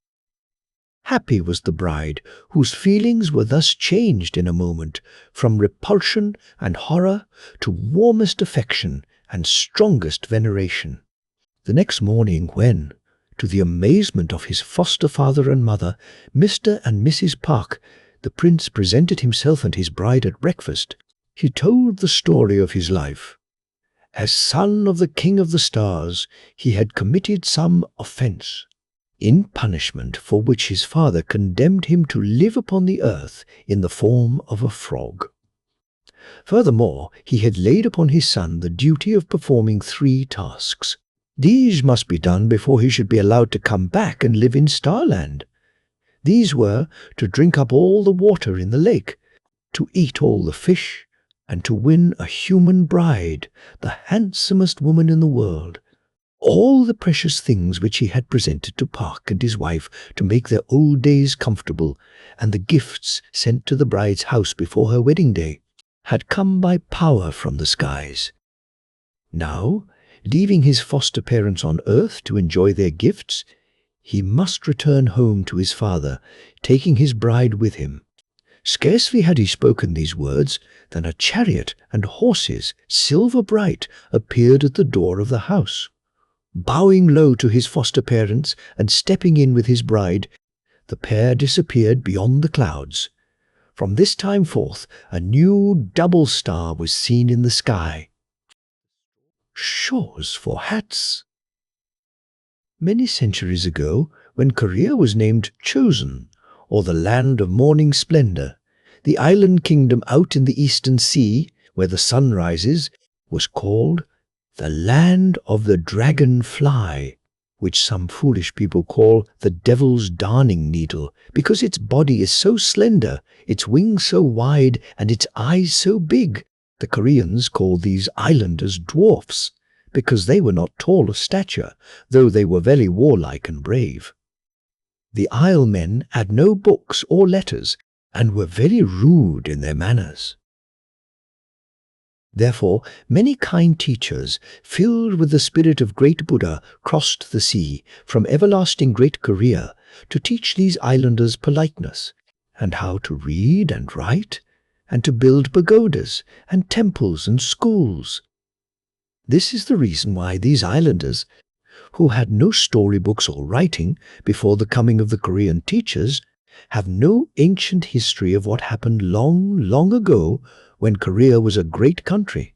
So the grandmothers in the islands used to tell their children the good old fairy tales, which many elderly people know by heart and can relate without reading, thinking that the kings and queens they talked about were real people, when they were only dreams. The islanders call their country the land, where the day begins, and there are many fairies in these islands, some good, some bad. So today, these island people make pictures in books and plays on the stage and movies about these Koreans. They get up tableaux and pageants to tell how first the fairies and the king's servants from these far-off islands long ago came to Korea. They wanted to learn politeness, how to make and wear the proper kind of clothes, and how to draw and paint, how to make pictures, how to build houses, how to dance and sing, and make music and play on instruments, how to teach and have schools.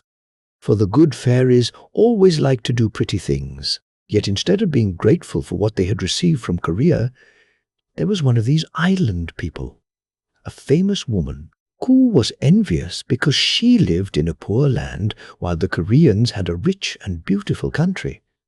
Instead of swamps and grassy plains with plenty of wild beasts and birds, and only a few people, poor and miserable, Korea was rich in rice fields and orchards full of fruit. Flowers grew in plenty. Birds, deer, and rabbits were numerous in the mountains, and the scenery was beautiful. In the warm waters, millions of fat fish swam and were easily caught. So the people had plenty of food to eat. Down along the bottom of the sea were most lovely water plants of rich colors, yellow, purple, green, and white, with seaweeds, corals, and sponges. In some of the sea caves lurked the giant crabs, cuttlefish, and every sort of marine monster. Still further down, below, deeper than any line could fathom, dwelt the dragon king of the world, under the sea and his queen, with genii and dragons, and all her attendant maidens. These made sweet music, and here amid the mermaids the fairies had a happy time. These islanders had priests who went down by the seaside when the tide was low. There they called on the spirits of the deep to grant them a safe voyage, good luck, victory over the Koreans, and safe return. There they stood and watched the rippling waves as the breezes blew over the sea. The first living thing that poked its nose above the waters was the guardian of the seashore and the tides, called the saltwater giant. He came up with his head all covered with clam and oyster shells, seaweed, shrimps, and whatever grows in the sand or bottom of the ocean.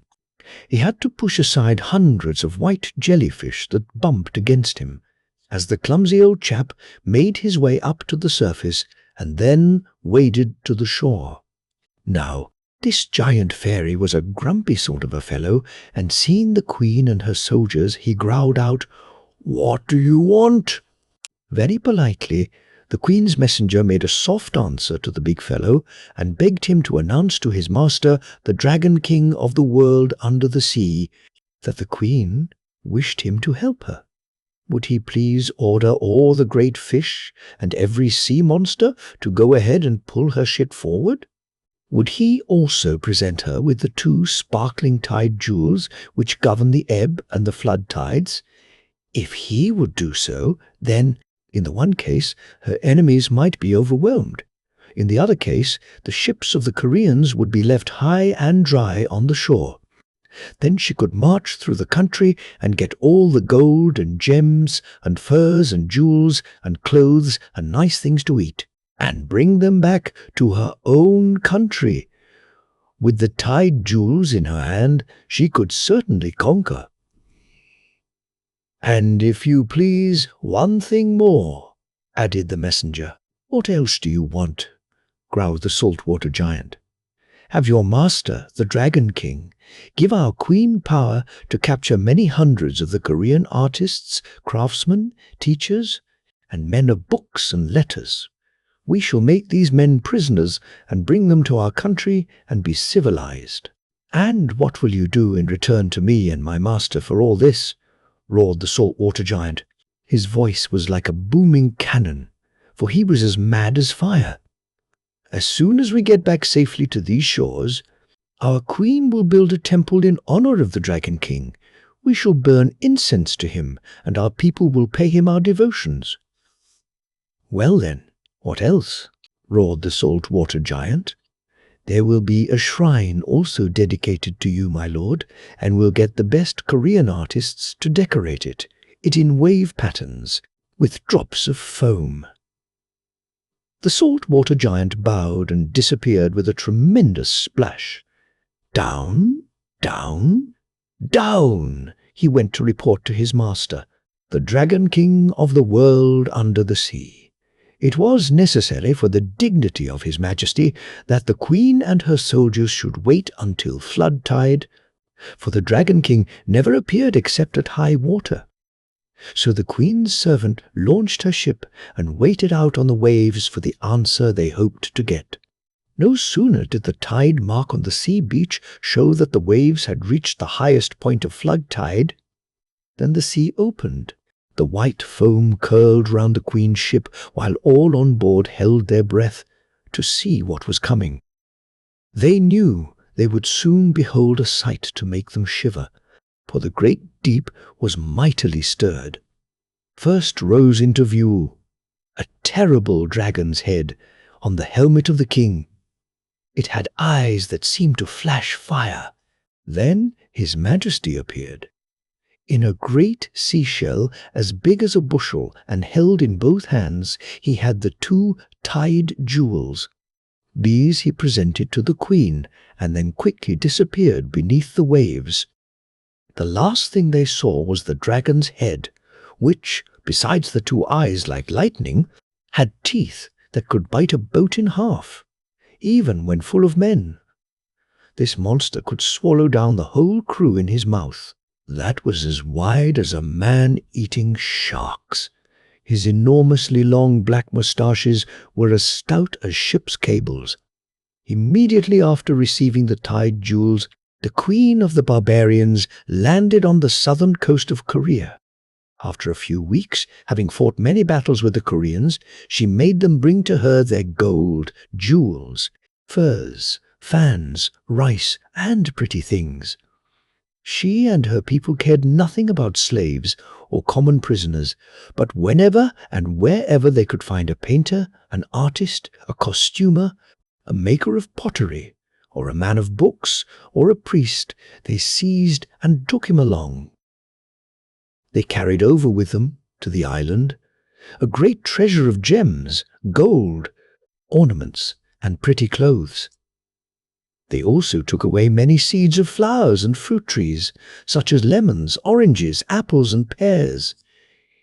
In the islands to which they came, these smart men of skill and knowledge from Korea taught the islanders, who had lived like gypsies or Indians, how to build houses, palaces, and temples, to make fine clothes, to paint pictures, and to be like the Koreans and Chinese, who knew all about these things. So the islands became rich in fruit, rice, grain, pagodas, and temples. After this, the island people wore lovely clothes and had fine manners. Now the islanders were great borrowers. They invented very few things themselves, but depended on their neighbors for much of what they had. So they filled both their heads and pockets from what they had brought from Korea. But they often made funny mistakes. When they wanted to learn about fine manners and fine clothes, they asked what, on solemn occasions and in time of ceremony, they should put on their heads.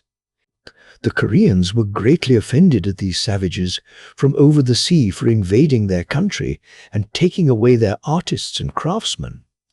So they now resolved to play a trick on the islanders.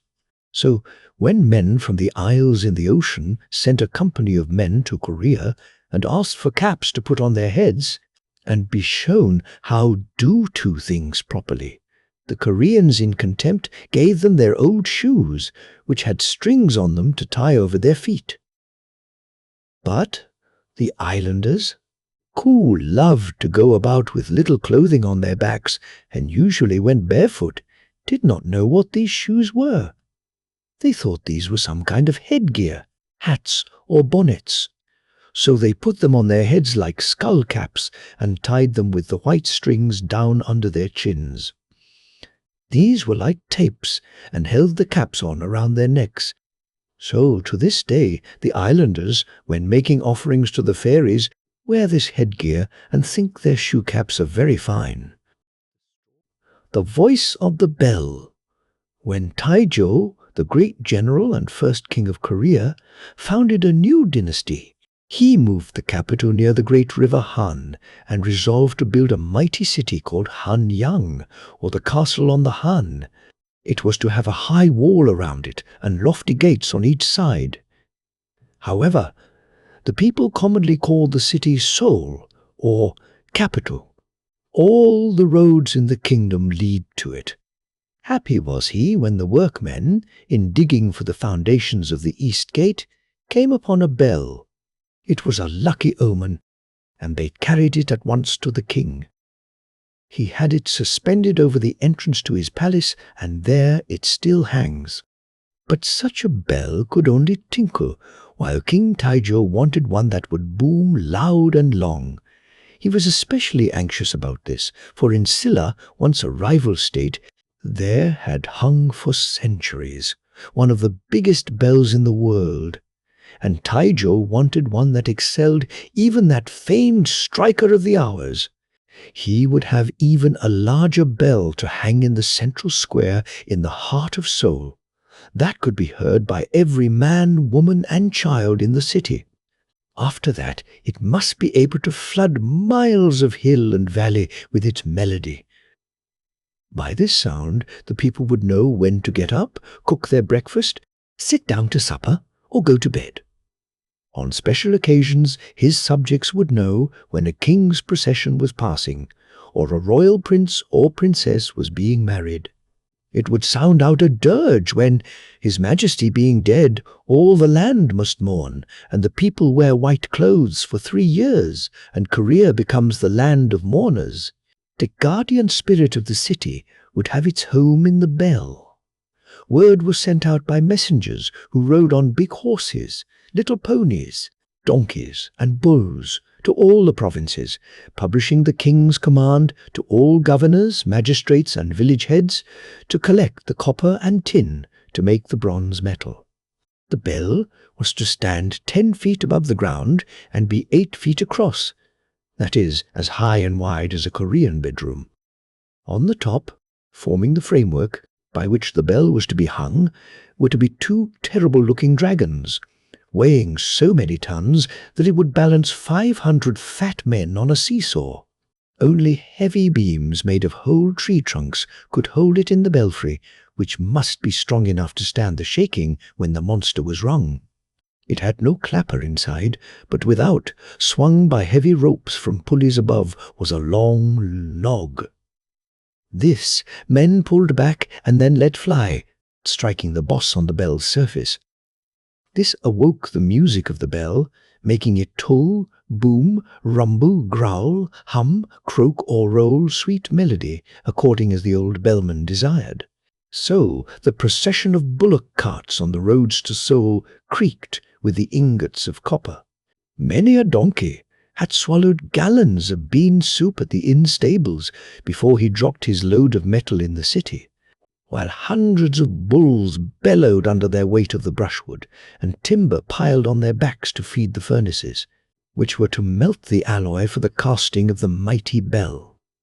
Deep was the pit dug to hold the core and mould, and hundreds of fire-clay pots and ladles were made ready for use when the red-hot stream should be ready to flow. All the boys in Seoul were waiting to watch the fire kindle, the smoke rise, the bellows roar, the metal run, and the foreman give the signal to tap.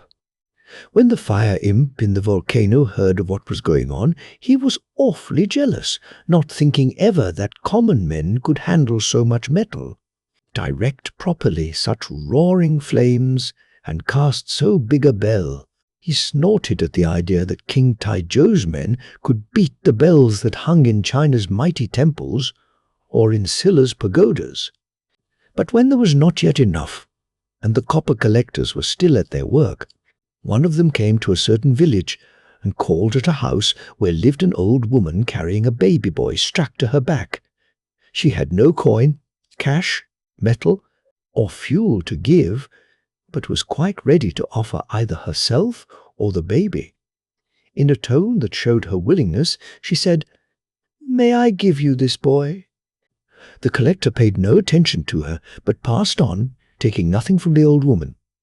When in Seoul, however, he told the story. Thus it came to pass that many heard of the matter and remembered it later. So when all was ready, the fire-clay crucibles were set on the white-hot coals. The blast roared until the bronze metal turned to liquid. Then, at the word of the master, the hissing, molten stream ran out and filled the mould. Patiently waiting till the metal cooled, alas, they found the bell cracked. The casting was raised by means of heavy tackle, erected at great expense on the spot, and the bell was broken up into bits by stalwart blacksmiths wielding heavy hammers.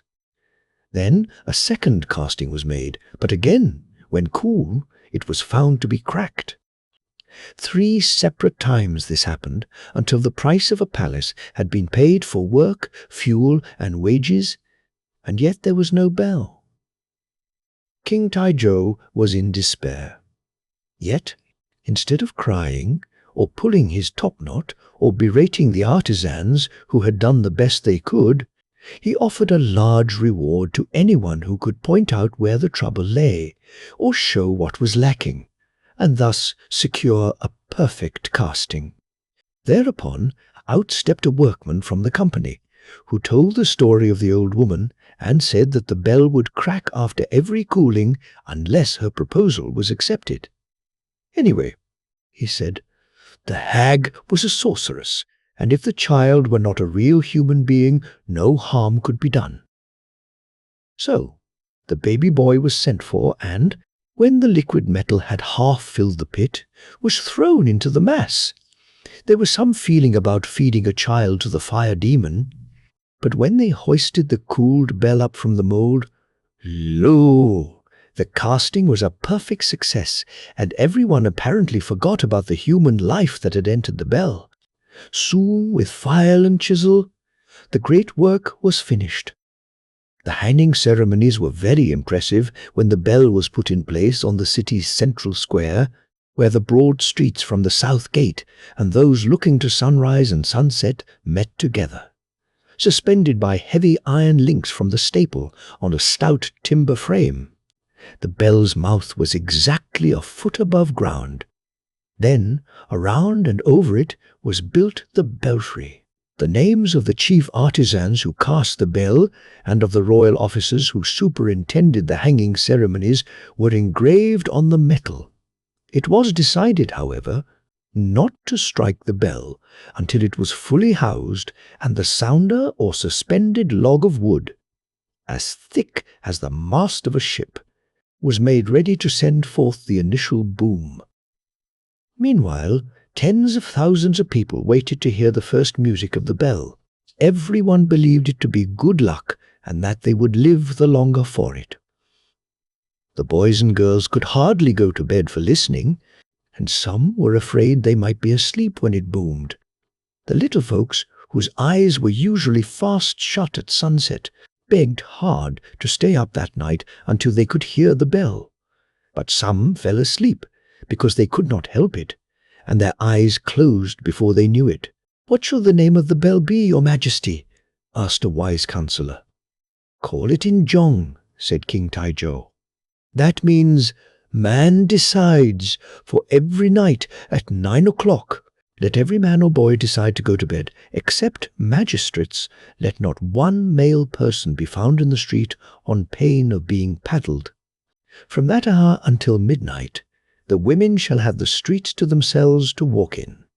The royal law was proclaimed by trumpeters, and it was ordained also that every morning and evening, at sunrise and sunset, the band of music should play at the opening and shutting of the city gates. So, Injung, or masculine decision, is the bell's name to this day. But as yet the bell was silent. It had not spoken.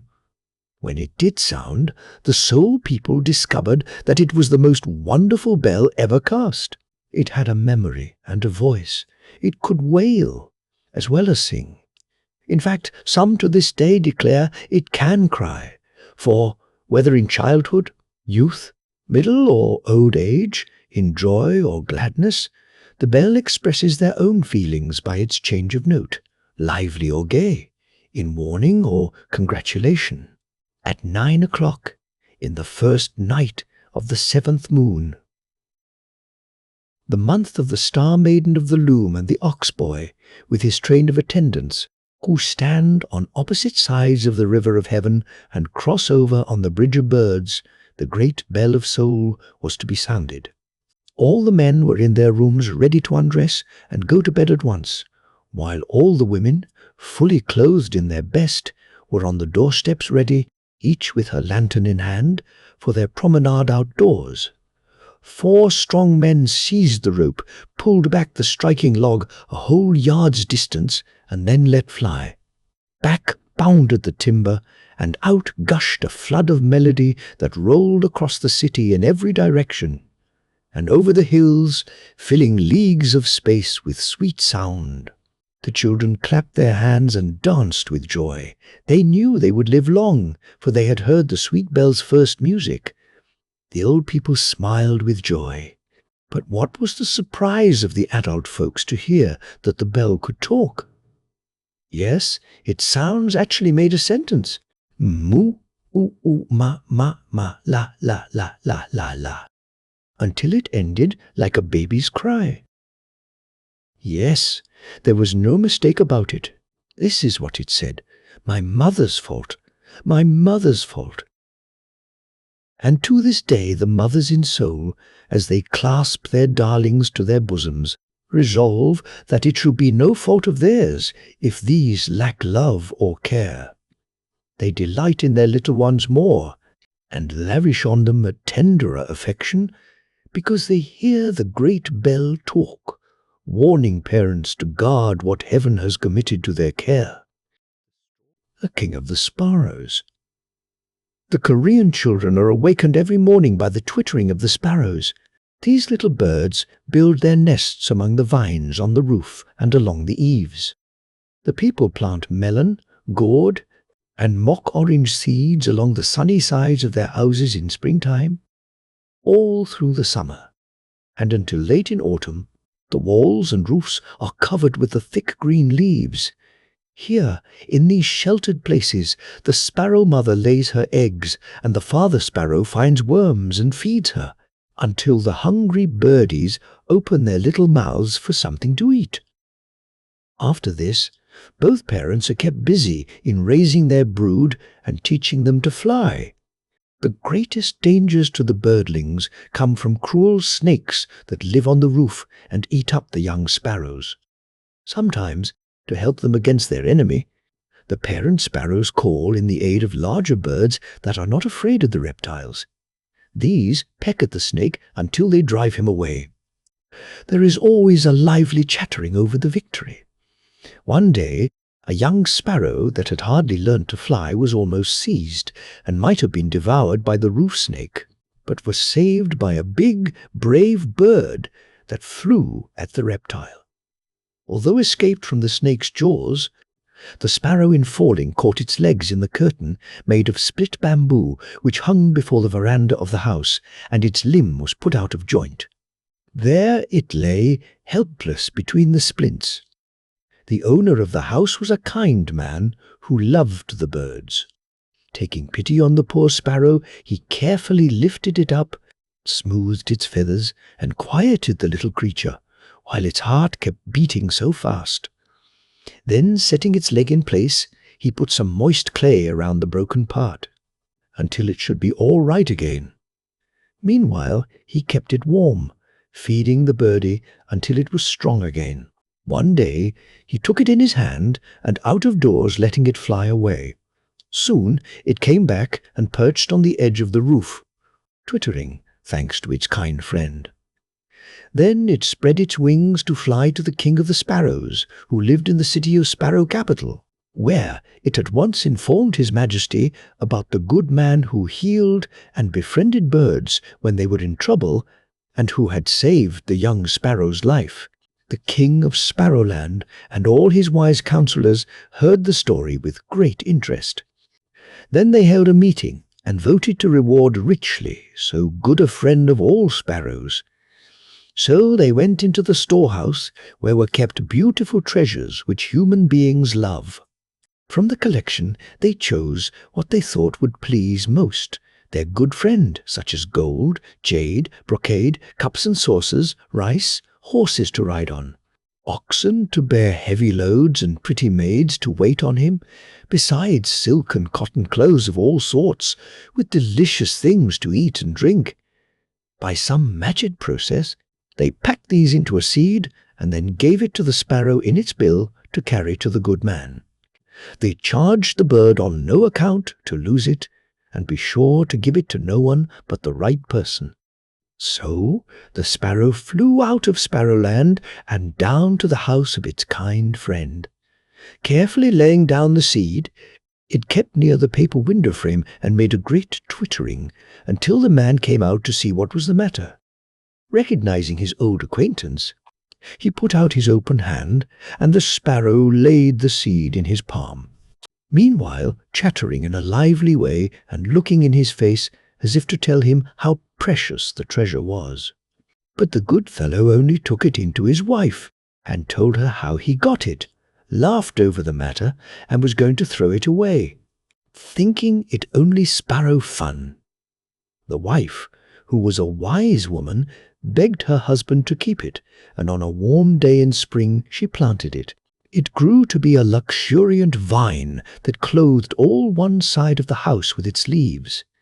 When one unusually fine, large, handsome gourd was nearly ripe, the man thought of plucking it for food, but, taking his wife's advice, he waited until full autumn had come. By this time the gourd, having absorbed the sunshine all summer, was fully ripe. Then they took a saw to open it properly, and lo! A store of riches came out of that gourd, such as neither the man nor his wife had ever dreamed of. First issued something which spread itself out before them. It was a table of costly jade, such as an emperor ever eats from. Next rolled forth a silver bottle of delicious wine, and then the daintiest cups that set themselves on the jade table. Soon a gold tea-caddy appeared filled with the fragrant leaf. Then rows of silk, fine muslin, satin brocade, and a store of rich clothes, hats, shoes, girdles, and socks enough to last a lifetime appeared before their eyes. After these were rice and cooked food of all sorts, ready for a feast.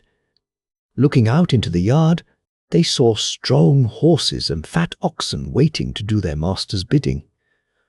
Last of all, some lovely young girls, as fair as the moon, stepped out of the gourd and proceeded to serve the good things of the feast, as if they had been used to waiting on ladies and gentlemen all their lives.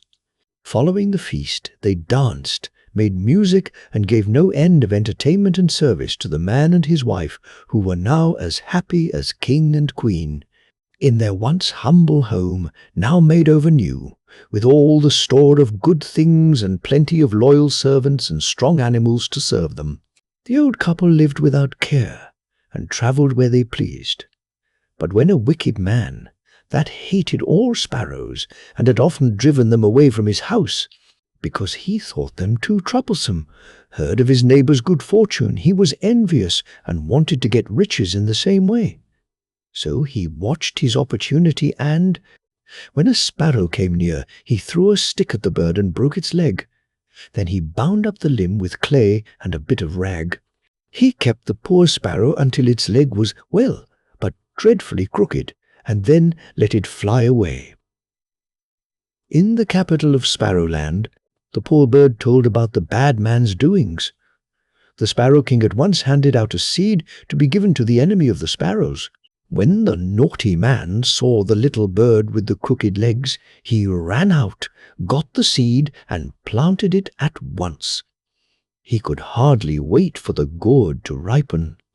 Wonderful to relate, however, the vine was most luxurious, covering the whole side of the house and all the thatched roofs of the 3 dwellings in one, which made up his home. Finally, in the autumn, he plucked the fruit.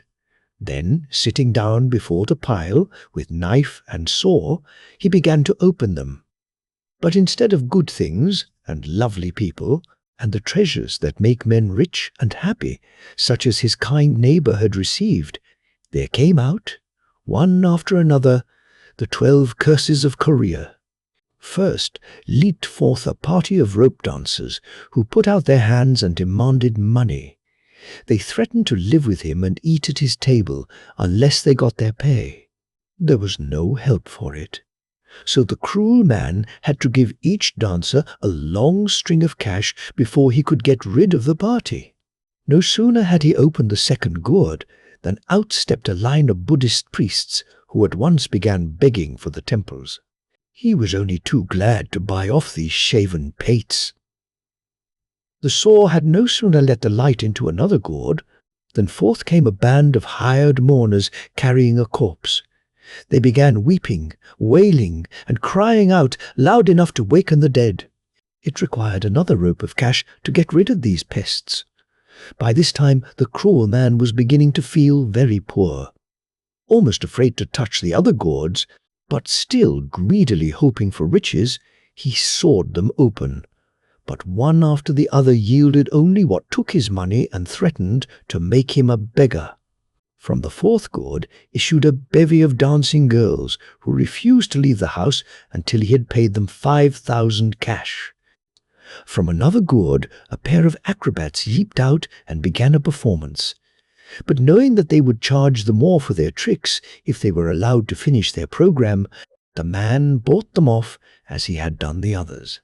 Getting poorer and poorer, with no sign of wealth coming from the gourds, he yet felt he must open more. But the result was the same. The strangest people, men and women, such as loafers from the government offices, fortune-tellers, juddlers, and blind folks appeared. These last had sticks in their hands to find the way, and bells at their belts to collect alms. Finally, of all living things, a giant stood forth. That threatened to eat up both the man and his wife. By this time there was not a coin or a cash left, and, besides being as poor as a rat, the man was hungry. When the 12th gourd was opened, it seemed to have in it all the smells of Korea. Holding their noses, the man and his wife ran out of their house. Happily for them that they did so, for just then a gale of wind blew down the house, and the thatch and timbers burst into flames from the fire that had heated the flues. Thus, stripped of all their possessions because of the man's cruelty to the birds, the wicked fellow and his wife would have starved except for the kindness of the good man who treated the sparrows kindly. For the rest of their days, the old couple lived on their neighbour's charity. The Woodman and the Mountain. Fairies, over 500 years ago, there lived in a northern village near Pigling a woodcutter named Kiwi. He owned a sturdy bull that carried on its back the fuel which he daily cut on the mountains and sold on the main street of his village at the fair, which was held every 5th day. The docile brute could carry a load of faggots and brushwood piled many feet high over his head and tied down with ropes, so that at a distance nothing but his legs were visible. This beast, although so huge, was the gentlest creature imaginable. The children were all very fond of the big fellow, and were accustomed to play with him as if he were one of them, or at least like a pet dog. The reason of this was that when but a week old, the bull calf had been taken from his cow mother and brought up in the family with the girls and boys. Only the puppy dog, that also occupied the house with the young folks, was a great favourite. On a fine summer morning, Kiwi, leaving his beast behind, went up on the mountain and cut enough wood to load up and bring down on another day. His wife, as she shouted goodbye, told him to be sure and be home in time for supper, for their eldest son had gone a-fishing, and a good string of perch was expected. Shouldering his axe, he started up the mountain path. He had to go pretty far, for near towns or cities in Korea all the timber had long since been cut away. Every year the woodmen have to search farther afield to find fuel. Arriving in the woods where there was a clearing, Kiwi prepared to wield his trusty axe. He was about to take off his big hat and outer coat and lay about him when he spied, at some distance off, 2 fairy-like beings. They had long hair, looked very wise, and were dressed in costume of the Chow dynasty of 2,000 years ago. They sat on stones and played the game of Goban. Coming near, the woodman took a respectful attitude and, looking on, soon became interested in the moves of the players. So far from being at all disconcerted at the presence of a stranger, the 2 fairies seemed by eye-winks to invite him to look on. Feeling quite proud to be thus honoured, Kiwi, leaning his chin upon the handle of his axe, became absorbed in the game, and by grew quite excited. Forgetting himself and his manners, he stretched forth his right hand to move one of the pieces. At once the fairy nearest to him gave him a crack on the fingers for his impudence and jerked Kiwi's arm away. Then, without saying a word, he took out from his wallet something that looked like a persimmon seed and put in the woodman's mouth. After this, all three were perfectly quiet. Hour after hour, the game proceeded, and the players grew more intensely interested. As for Kiwi, his eyes never winked. So hard did he look at the yellow board covered with the black and white pieces. Several times, when he thought he saw how the fairy on his right could beat in the game, or the one on his left make a better move, he felt like telling one or the other so. When, however, he tried to move his tongue, he found he could not speak or utter a cry. Somehow, he felt as if he were in a dream. Yet all the time he became more and more wrapped up in the game, so that he determined to see the end of it and know which player had beaten. He forgot that with mountain spirits there is no night or morning, or passing of the hours, nor do they care anything about clocks or bells, because in fairyland there is no time. All the while Kiwi was leaning with his chin on the stout axe handle, holding it with both hands under his neck. He took no note of the sun or stars, daylight or darkness, and he felt no hunger. Suddenly the timber of his axe seemed to turn to dust, and his chin fell.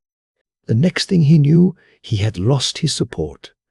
Down went his head, and forward fell his body as he tumbled over, upsetting the checkerboard, breaking up the game and scattering the round pieces hither and yon over the ground. Awaking, as out of a sleep, and thoroughly ashamed of himself for his impoliteness, he tried to pick himself up and humbly apologized for the accident which he had caused by his own rudeness. He expected and was ready for a good scolding, but when he looked up, the fairies were gone. Nothing whatever was seen of them, or of the playboard and checkers, nor any signs of their having been there, except that when he put his hand on the flat stones, which they had used as seats, he found them warm to his touch. But where was his axe handle, and what had happened? When he had left home, he had come straight from the barber shop, with his face smooth and clean-shaven. Now he put his hand to his breast and found that he had grown a long white beard. As for the iron axe head, it was there, but rusty and half buried in the ground. He had worn one of the big farmer's hats, which, when turned upside down, might hold a bushel or two of turnips, and when fastened to his head, spread over his shoulders like a roof. Where could it be? He looked about him to find it, but saw only the bits of the slats inside the frame and a few scraps of what remained, for the rest had long ago rotted away. Meanwhile, he had discovered that his joints were stiff, and he felt like an old man. His clothes were a mass of rags, his hemp sandals were no more, and, on both fingers and toes, had grown long nails like birds' claws. His hair had burst its top-knot string and hung down his back like a woman's, only it was greyish-white. Wondering what it all meant, Kiwi hobbled down the mountain and found the road that ran into the main street of his village. Rocks and hills, rivers and rills were there, but what a change! Instead of the two grinning idol-posts of male and female faces carved out of trunks and trees with sawed-out teeth painted white, and artificial ear-flaps of wood nailed on, such as had stood before every Korean hamlet since the days of Kija, there was a line of high, thick poles, with iron wire stretching from one to the other and for miles in the distance. These, he found out afterward, were called lightning thread trees, telegraph poles. In place of the rambling and sprawling three-sided thatched houses and yards, divided off with mats hung from sticks, there was a well-built but odd-looking office of painted wood, with openings through which he saw Korean young men sitting. They were dressed in strange clothes and were fingering outlandish-looking, clicking instruments. His curiosity prompted him to go up and look more closely, when something bumped against his nose and nearly knocked him over. When he tried again to get closer, his face was flattened, his nose nearly broken, and his lips knocked against his teeth so that they swelled. Feeling with his hands to solve the mystery, he touched something hard, which he could yet see through. Just then he heard a young man inside shout to him in Korean, "Here, you mountain daddy, let that glass alone." "Glass?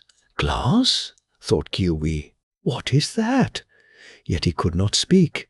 He had hardly drawn a long breath when, looking down along two lines of shining iron in the street, he saw a house on wheels coming right at him. There was no horse, no donkey, no bull, no man pulling or pushing it. But overhead was a long pole, at the end of which, where it touched a string, as he thought, though it was an iron wire, was something that looked like a squirrel. It was going round and round as if turning somersaults, and seemed to be pushing the moving house along. Inside, near the same stuff which he had already heard, was glass. Sat a dozen or so Koreans. The whole thing, wheels and all, nearly ran over him as it thundered by, and his mouth opened in wonder, while a man on the end shouted rudely, "Hello, old goblin. Where did you get your pumpkin mouth? Look out, or you'll swallow the moon. Get out of the way of the trolley." Thus did the man they called conductor or guard make fun of the poor old fellow, for indeed he did look like one of the mummers, who on New Year's Eve amuse or scare the children by putting on their shoulders the huge round devil heads and false faces that represent the aborigines of Korea and the goblins that once lived in the mountains. These masks are usually shaped like a melon, and are cut with eyes, nose, and mouth, like those which American boys have fun with on All Hallow Eve. This was just the trouble. The woodman in tatters with no topknot, long hair down his back, and a white beard floating over his breast, leaning on a long white stick as he hobbled down the street, looked just like one of the ancient aborigines that had long ago been driven into the mountains. Nurses and old women frightened naughty children by simply mentioning their names. When one of these mountain men, odd creatures that were half savage in dress and ways, came into the town, all the children laughed and the big dogs barked, while the little ones ran away, for the sight was so unusual. Even the bulls bellowed, the donkeys balked, and the pigs squeaked as Kiwi came near. No wonder he was taken for a mountain granddaddy, or a bumpkin dressed up like one, for few of the city or village folks had really ever seen one of the mountain aborigines, any more than they had seen tigers that are plentiful farther away, but which only the hunters ever caught sight of. More and more bewildered, Kiwi wended his way further into the town.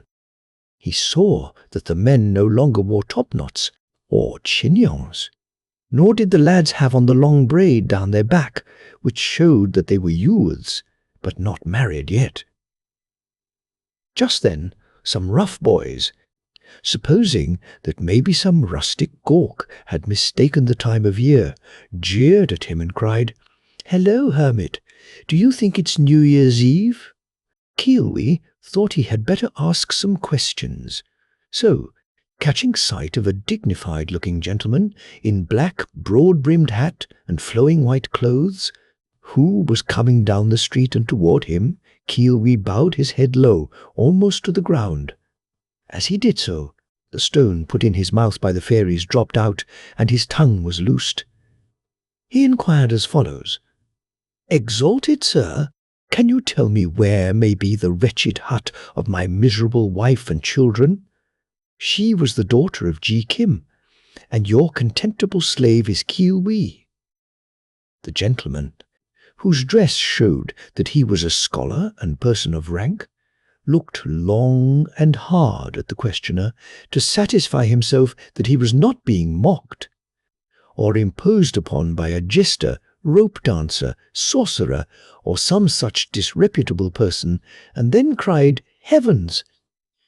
Man, are you a beggar spirit of the mountains? Your speech sounds like the dialect spoken in these parts 500 years ago. In that time such a family lived here, but the head of it, a woodcutter and fuel seller, is reported to have gone up into the mountains and was eaten up by a tiger." Yonder in the graveyard are buried 10 or more generations of his descendants. Tell me, kind sir, what has happened here since King Wang died? It was under his reign that I was born and lived in this village." Still eyeing the questioner, as if expecting to see him jump out of his rags and declare himself a mummer, and the whole affair a joke, the kindly gentleman proceeded to give in outline the history of Korea during the previous 500 years. There had been many kings. The Tartars first, and then the Japanese had invaded the land. A great war between the Mikado's men and the Chinese had taken place.